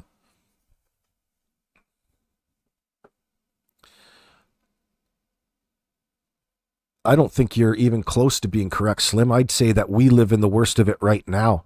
And the fact that you don't know anything because we're so brainwashed and self-reliant on mainstream media to tell us what's going on, that all of these things are designed to fly under the radar, and you don't end up hearing them about them till years later. And when you watch something go down like this in real time, like we did, it affects a person. And looking back on it, it's representative of a greater problem, especially now.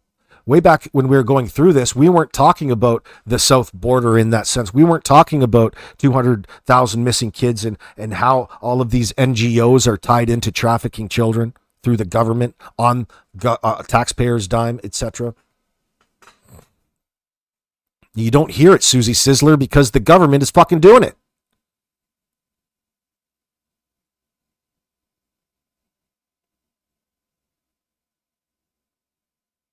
And bad actors immersed in are making bank. So it goes on to say,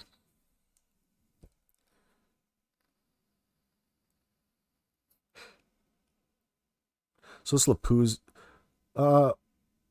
just providing them with some information, nothing really. Talking about the loan, the conditions, the personal loan.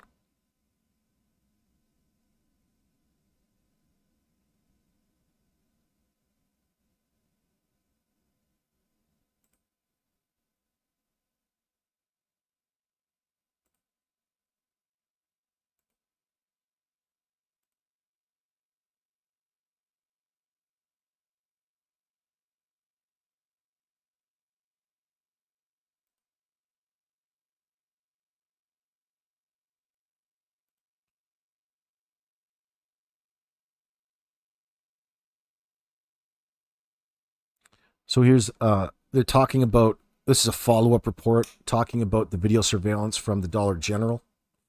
Probably not all that exciting.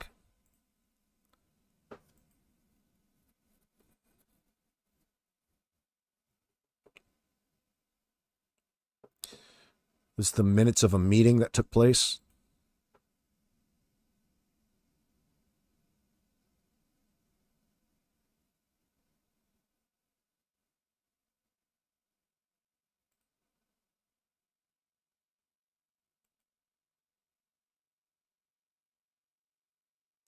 We also got the video camera from Walmart, all the places that they're listing as being stops.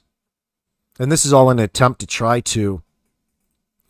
to get a visual confirmation on Orrin and Orson being alive and some sort of verification to the story that the adoptive parents gave, of course.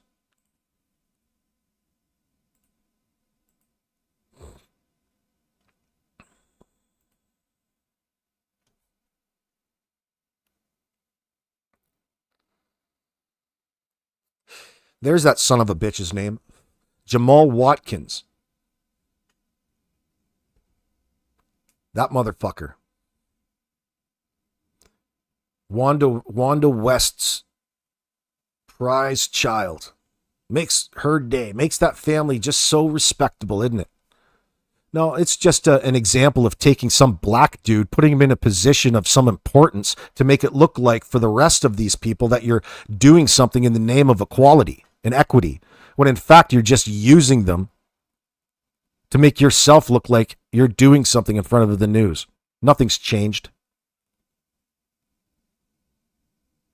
Except now you have a bunch of fucking low-class pieces of shit in a position socially to take advantage of vulnerable children of the state.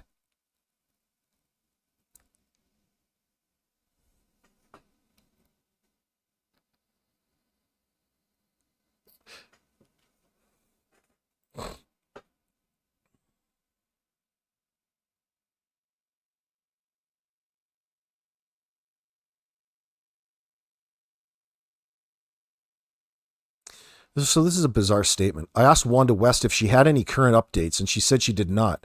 Wanda said that Jamal Watkins sent her a text message, which I asked her to email to me, and I never received an email from Wanda. Well, thanks for the follow-up there, concerned parent, grandparent. I explained to Wanda, especially Wanda here, worked for social services for decades. Like, she's got an in. She's well known. She was she was probably a manager of something somewhere. And that's really, she's the center kingpin, in my opinion, as to how all of this shit got okayed in the first place. She should be in fucking jail. She needs to be held accountable in that sense. But it's difficult to prove because as far as she knows her son's just the best father ever. You got all these kids already, but you can't pay for them. You're so fucking stupid. Did you see the mindset of these pieces of shit already?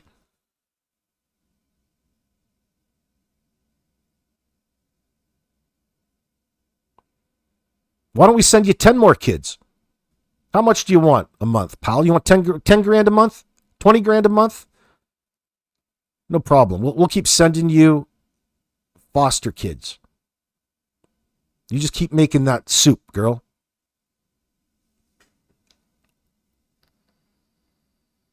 These kids have no chance.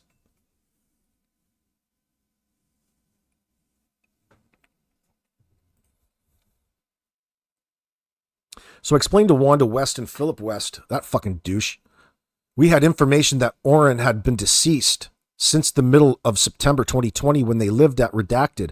I explained that after Trezell and Jacqueline had moved to California City, Orson disappeared. I explained to Wanda that information was obtained from interviews with the West children.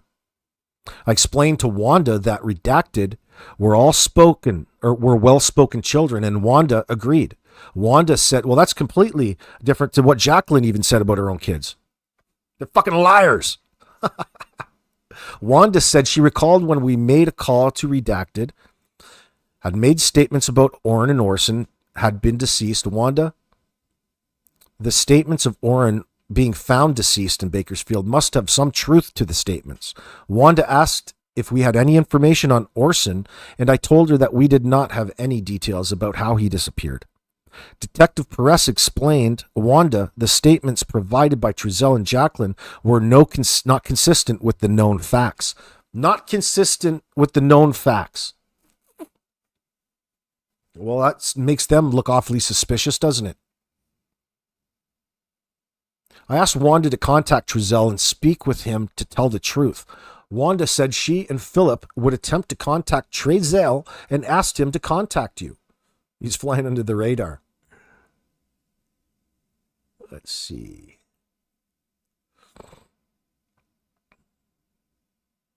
I asked Wanda to contact Trezell and speak with him to tell the truth. Wanda said that she and Philip West would attempt that. So I was later contacted by Wanda, and she said she no longer wished to speak with me. I was unable to locate any further at this time. Right. They're getting a little bit too hot. They're coming in hot on Wanda. On Wednesday, March 3rd, Detective McIntyre and I responded to Redacted in an attempt to contact Ralph Mosley, who is the biological father of Orrin West, also known as Cincere. The following is a synopsis of my contact, which was captured. Okay. Actually, it's probably not important because he's not really part of the picture in that sense.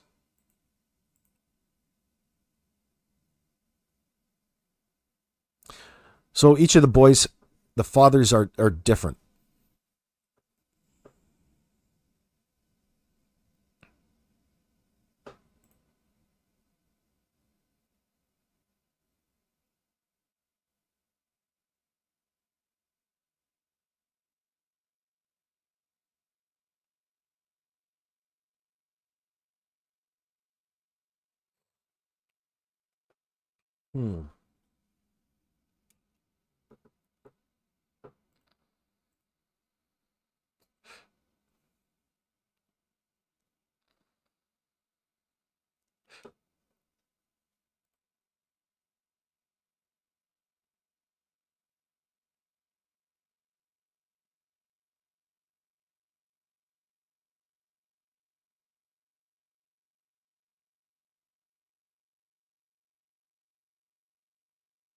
So these are two reports talking about responding to searches with canines in dirt mounds, just stating that there's nothing, there's no indicators of decomposition.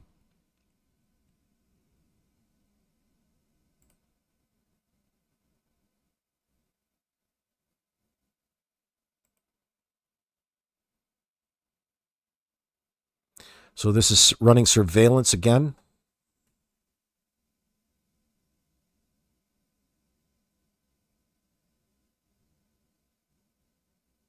So they're conducting surveillance on Trezell and Jacqueline related to this case. While conducting surveillance, we observed the Wests depart from this location in the morning and return in the late evening. The vehicle they would operate would be parked overnight in the rear yard of the residence, where there was also a parked large cargo van. Due to the limited view of where we were positioned, we were unable to determine if the Wests would enter the residence. On this date and time, I responded to the area. So they were still... This is where they were staying with their RV.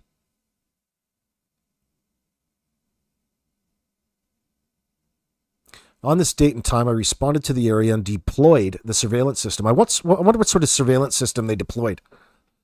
So it was positioned to monitor the rear door of the residence.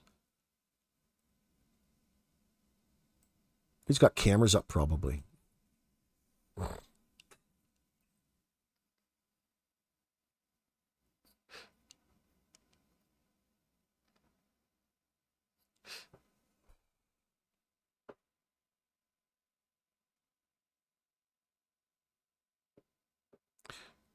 March 15th, they were no longer staying at that place. The surveillance could be removed.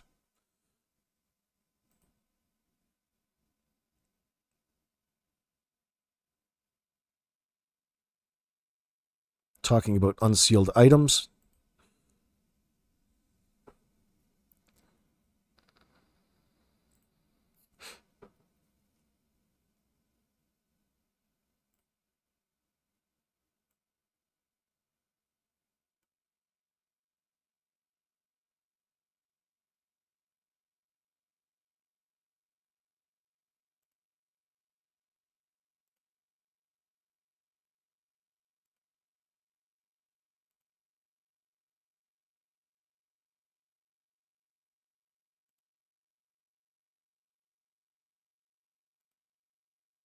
So to me, it sounds like they had them pegged right from the get-go.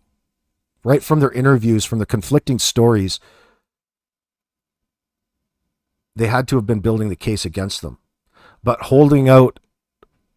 really holding out and running surveillance to see if they could get an indicator of where the boys might have been buried, if they would return. No such luck, by the way.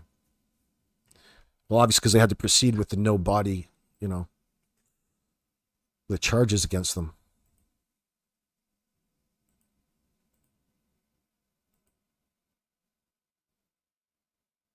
Going through conversations on phones in Spanish.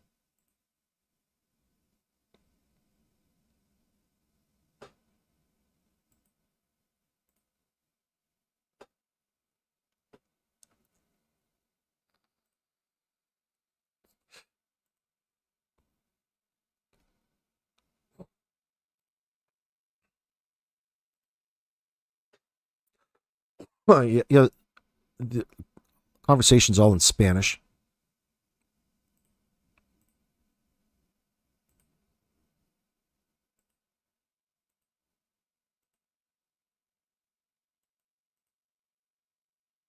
So I wonder, just give me a second. I'm going to bring in, let me search back and find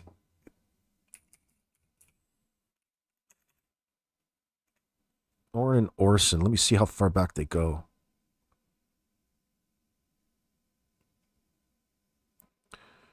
Do you remember this? Here's the Tic Tac. I just ate a Tic Tac, bro. Let me see this. Today's Classic 4th, 2021. Let me share this with you. Here's a blast from the past. I wonder where Dougie is right now. Let me see. December 20th, 2020. Sov Sit Dougie in the Lancaster Police Department. 6:30 a.m. Eastern. Doug Hutton at 818-266-479. is going 5150 in Lancaster, California currently, with alcohol on his breath. My threats through AV Watchman, Steve Lackios. Now I was going to go straight to his house and deal with him because I know where he lives, and I was going to deal with him. And this is really the beginning of how we got into what would otherwise be known as the true crime genre on YouTube. This particular case, but more so this particular event. I need to deal with him, but again, it's about the law. It's about what's happening. Let's see. And Doug's going in here. Doug, of course, takes it upon himself to go down to the Lancaster Sheriff's Department, come in and start up a ruckus, all drunk, trying to pin off all kinds of things onto AV Watchman, the primary one that he was responsible for the disappearance of Orrin and Orson Welles in that sense. Or Orrin and Orson, what did I say, Orson Welles? I mean, Orrin and Orson West. Or Classic and Cincere, if you will. Are these people doing what they're supposed to do for you? I'm gonna help you out right now, bro. I appreciate it, bro. Don't worry, man. I live outside trying to stay out the cold, man. Yeah, no, I drove 2 hours out here to make them deal with me, bro. I'm gonna make them deal with you too. This is Lancaster Police Department. Someone needs to come out here immediately. Immediately.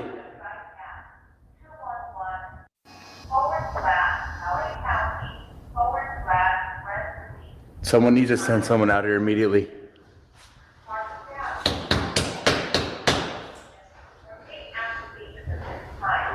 You work for us. We pay your salaries. Get the fuck out here right now. Right now. My dad worked for you for 43 years. You better fucking come out now and do your jobs.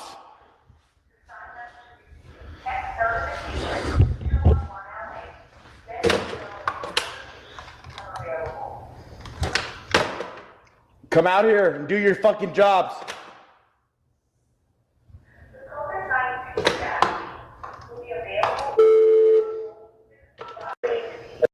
Right now. Yeah. Are you okay, senior? Guess what? My dad worked for you guys for 43 years and under Block and Baca, and I'm not going to play games with you anymore. I drove 2 hours to come and fucking talk to you guys, and I'm not going to play games anymore. No, I'm not going to calm down because I'm going to end up going and handling business that you guys should fucking do yourselves. But I'm coming in here. No. You need to relax because I pay your fucking salary. I pay your salary. Talk to your detectives that I know, down to S. Wine and everybody else, bro. I fucking deal with you guys daily. Robert's everybody. So. No. Yeah, I remember that. I remember that, McKenna. Those clips were actually fairly funny. Fairly funny looking back at him now. Doug trying to fight that dude in the wife beater for looking at him the wrong way. Those were neighbors in the California City neighborhood. Oh, hold on here. You guys haven't helped me at all as a taxpayer. Stepping your bounds. You keep talking. Why? I'm allowed to talk. Hold on. What's your name and badge number? Name and badge number. Okay, what's your name and badge number? I was listening to your conversations earlier with the deputy. I'm done playing with you guys. You know what? You keep cursing and things like that. Okay? It's illegal. It's legal. It's my freedom of speech. I can't help you if you keep doing that. I can't help you if you don't help me. Okay, first of all, are you guys here for me? I don't know. You tell me what's going on. I'm here. I'm live recording also. I'm here trying to get a situation resolved. I'm looking for 2 missing kids, but now my life has been threatened by somebody that I can give you information on and help you guys with that's also deterring investigations. And AV Watchman, Steve Lackios, and also other people who we dealt with.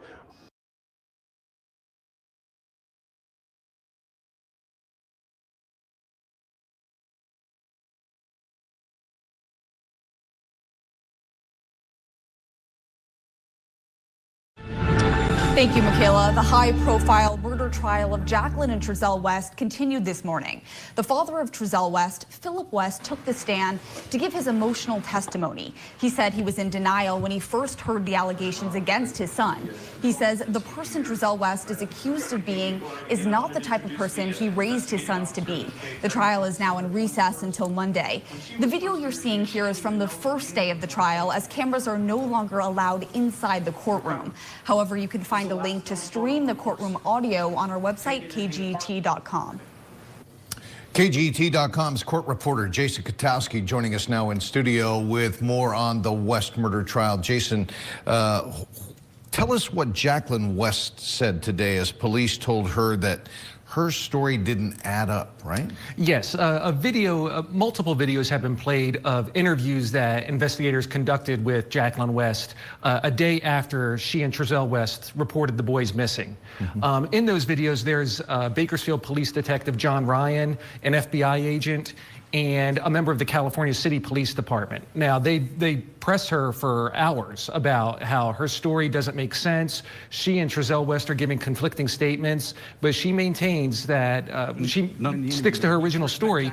She says it's not a story, it's what happened, is that Trezell West was outside gathering firewood in the backyard. The boys were playing out there. He came inside briefly. When he came back out, the boys were gone. The gate was open, and that the boys somehow got away or someone got them. She says it's her belief that they're in someone's home. She tells them that she thinks that's what happened. They said, well, who would do this? And she said, anyone. The detective John Ryan mentions that surveillance footage doesn't show the boys on the street anywhere. He said there's nothing to back. She said anyone could have done this. She's hoping that's what you think, but you need to be a little bit more specific. Otherwise, you're selling the farm. Up what she's telling them. And he also points out that her 4 other children have told them the exact same thing, I don't which know who is that is, Orrin and Miss K. Orson haven't been seen for months. She says she doesn't know why the children would say that. She says sometimes children lie. She doesn't know why they would lie in this case. But she says that they did not get along with Orrin and Orson. She says that Orrin and Orson cried a lot and could be difficult. And when asked why she doesn't show more emotion during the interview, the detective Ryan knows. He says, you're not crying at all. You're not showing anything. She says that she is feeling emotion and that she loves Orrin and Orson, but that she feels differently about her adopted children than she does about her biological children. Wow. And a lot of interesting testimony this week, right? Tell us a little bit more about who else testified. Sure. There were a number of other people called to testify. There was more law enforcement officers from California City. But 2 of Trezell West's family members also were called to the stand. There was his brother, Josiah West, and then his father, Philip West, who you mentioned earlier. Now, Philip West said that he had a good relationship with Trezell, and the West 6 children would sometimes be dropped off at his home. He said, but after his son and their family moved to California City, he never saw Orrin and Orson again. He said that he was in denial when officers told him his son may have killed the boys, and that he's still, in his words, mind-boggled by it. He said he raised both his sons to be good fathers because he didn't have a father in his life growing up, and that the person Trezell West... Generational abuse and trauma. You're seeing it right here in front of you. So, to Philip West, he would be baffled because he didn't raise his boys to be like that. But based off of what? You didn't have a positive male influence in your life either, Philip, to your own admission. He's overlooking the cycles, or maybe he's ignorant to them. I believe that many of us find out the hard way just how shitty our male role, should I say that? Male role models are when you get in that situation yourself and you think back to what your father did in that situation. And when you don't have that, then you start grasping for straws. It all falls apart. It's not consistent. And it's certainly not consistent with good parenting. But this is exactly how it passes on. It's not like he naturally did anything or did anything intentionally bad. That's what he's baffled about. To him, it wasn't anything bad. He was doing just like the book said you were supposed to do, which is also meaning somebody else's opinion or false presumptions based on flawed science or the like. If you don't know because you have never experienced it, you apply certain things that may seem a little bit absurd, kind of like all of the disciplinary measures that he tries to put into his children, instead of actually work through it and apply patience.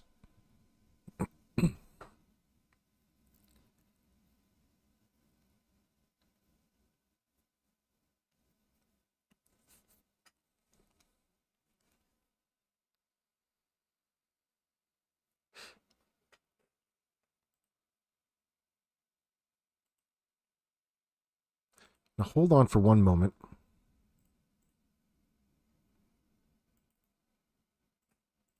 Is accused of being isn't the person that he knew or taught to be.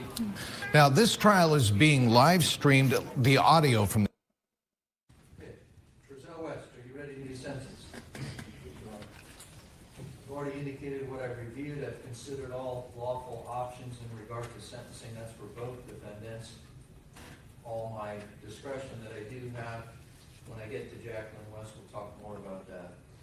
Actual credits are 577 plus zero good and works for a total of 577.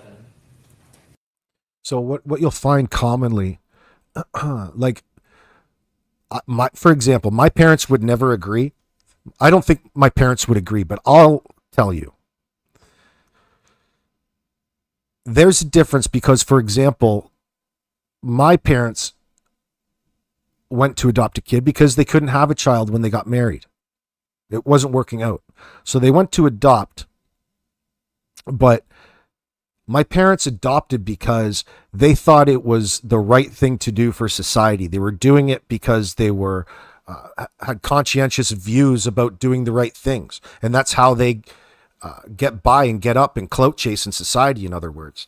Like they're active members in their communities, different organizations, and it's just what they feel is the right thing to do. Now, from my perspective, was I treated any different than somebody that would have been, oh, absolutely. Absolutely. For example, my parents have never said the word love to me in that sense. It made me wonder, because you grow up messed up because you think families should be looking a certain way. But when you don't get treated with love, you can see the difference, even as a child. It was more of a job to them in that sense. So there's all kinds of discipline in my upbringing, but it was different. It's more of a job. It's very fascist in its organization. You do this or out, and everything's held over you. Well, where are you going to go? My parents would always hold over my head, and I didn't understand it as a child, but they would ask me, like when I contested to things that were, I felt at the time, unreasonable punishment and things that didn't make sense, they would hold over to me, in which I didn't know at the time what it was, but now it's emotional blackmail. It's essentially bullying in that sense, essentially bullying into silence. So when I would say something like, I'm just going to call the cops, you fucking hit me again, I'm just going to report you to the police. And the reaction, I don't even want to tell you what the reaction was to that. But it fucking hit home all right. So, but what it would do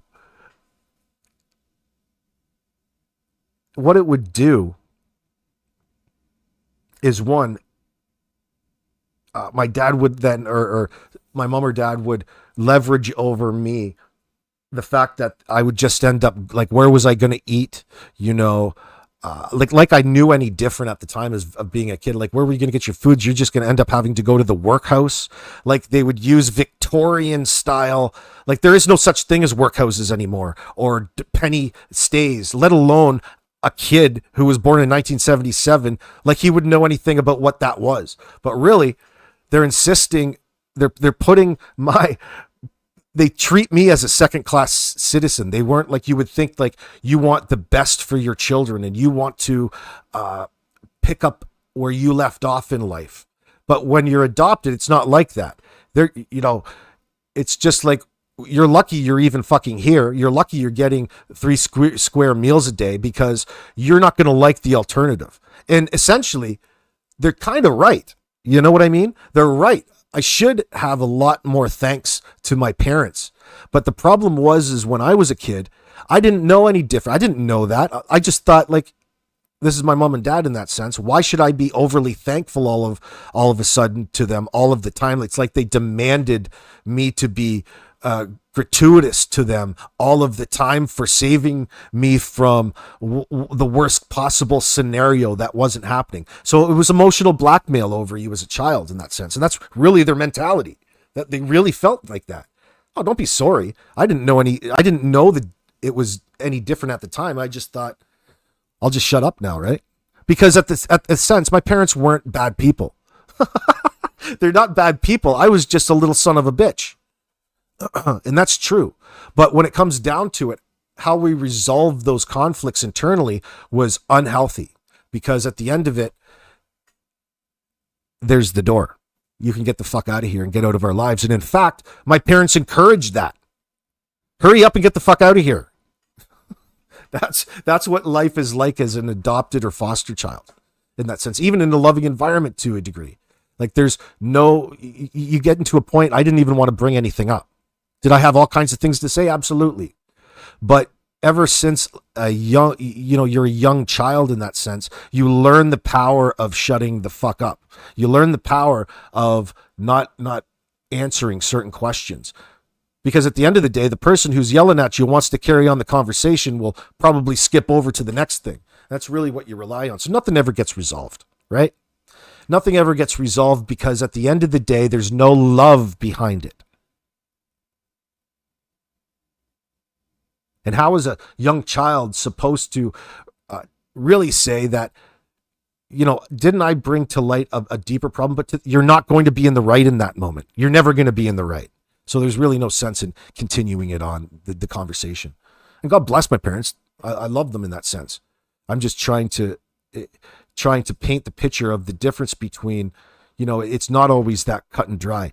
If a child gets with an individual that treats all their children the same, with that same level of love, then they're in a very, very lucky situation. Really, you know what? The more that you learn about these situations, any child brought into this life with 2 good parents and they stay together, you would think is fairly successful in a good thing. Because of the statistics and how difficult we make it to succeed on ourselves, on purpose.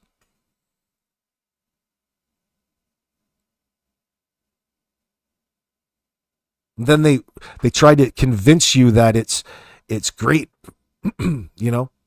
it's great for the women to be out of the home and working 24/7. I'm not complaining at all about my upbringing, not at all. I'm just, everybody's life isn't perfect in that sense. And that's the one thing that sticks with me, because it's a reminder about, like, I'm a single dad now, and I see, like, sometimes as a parent, you come up blank in your mind and you're like, oh, fuck, what should I do here? And then you're like, you've got nothing to relate to. And then it's like all of these old wounds come up, and it's like, you know what? My dad's passed on, God rest his soul now. But it's like, you know what? I just thought of something.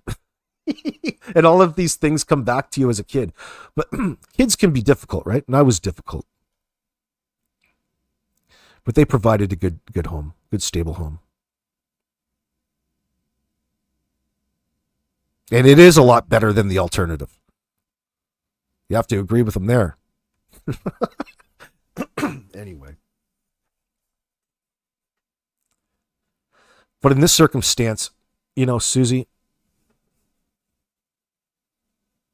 that's really, in my opinion, the elephant in the room that nobody is really addressing, especially mainstream media. Fuck, you're not gonna have that conversation on this channel.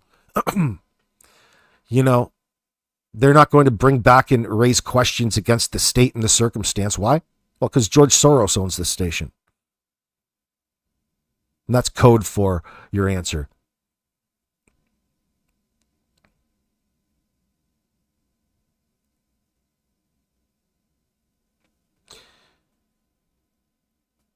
You know, children don't have, will always get fucked over in this circumstance. Sadly, I don't see that changing. It's something that you have to constantly work and hold accountable. Transparency is key, but we all know that that never happens. And you never realize it till after the fact. Anyway. Thank you very much, Divine.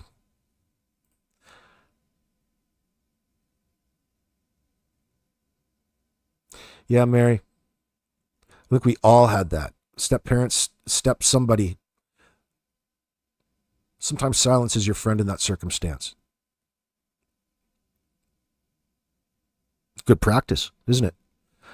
But now sometimes I wonder about alternates, because even at the point, you know, my mom brought us to counseling because of the silence. Because essentially, as a child, I was unhappy, but I just didn't know how to express it in that sense. And the last person I was going to fucking open up to was some stranger that my mom organized at like family counseling. I didn't want to fucking be there. Because in those days, it's like, if you're at counseling, there's something wrong. You don't want to admit that there's anything wrong. Everything's fine. Everything's peachy. Except, you know, you have to find somebody that you're comfortable opening up to as a child. And that's not always easy for a child to recognize.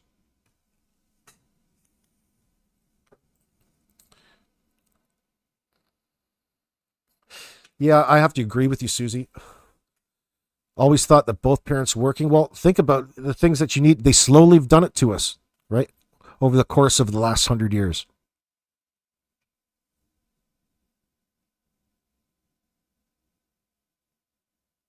You almost need two parents to get by and afford a child to begin with.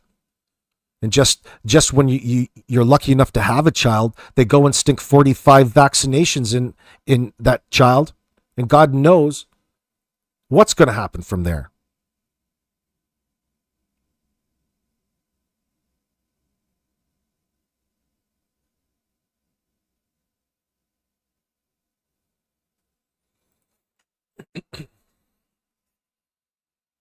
Well, when we say, Susie, that the state is going to raise your child in that sense, and you go into the system, into the foster care system, nobody's raising that child.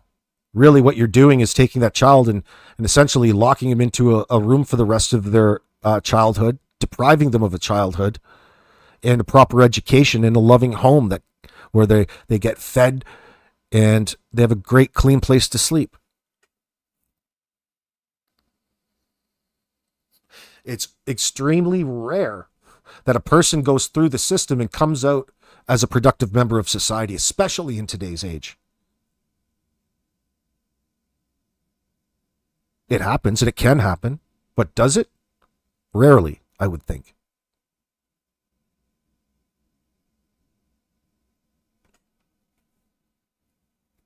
And it all starts, home and family all start with two loving parents and a person who loves that child.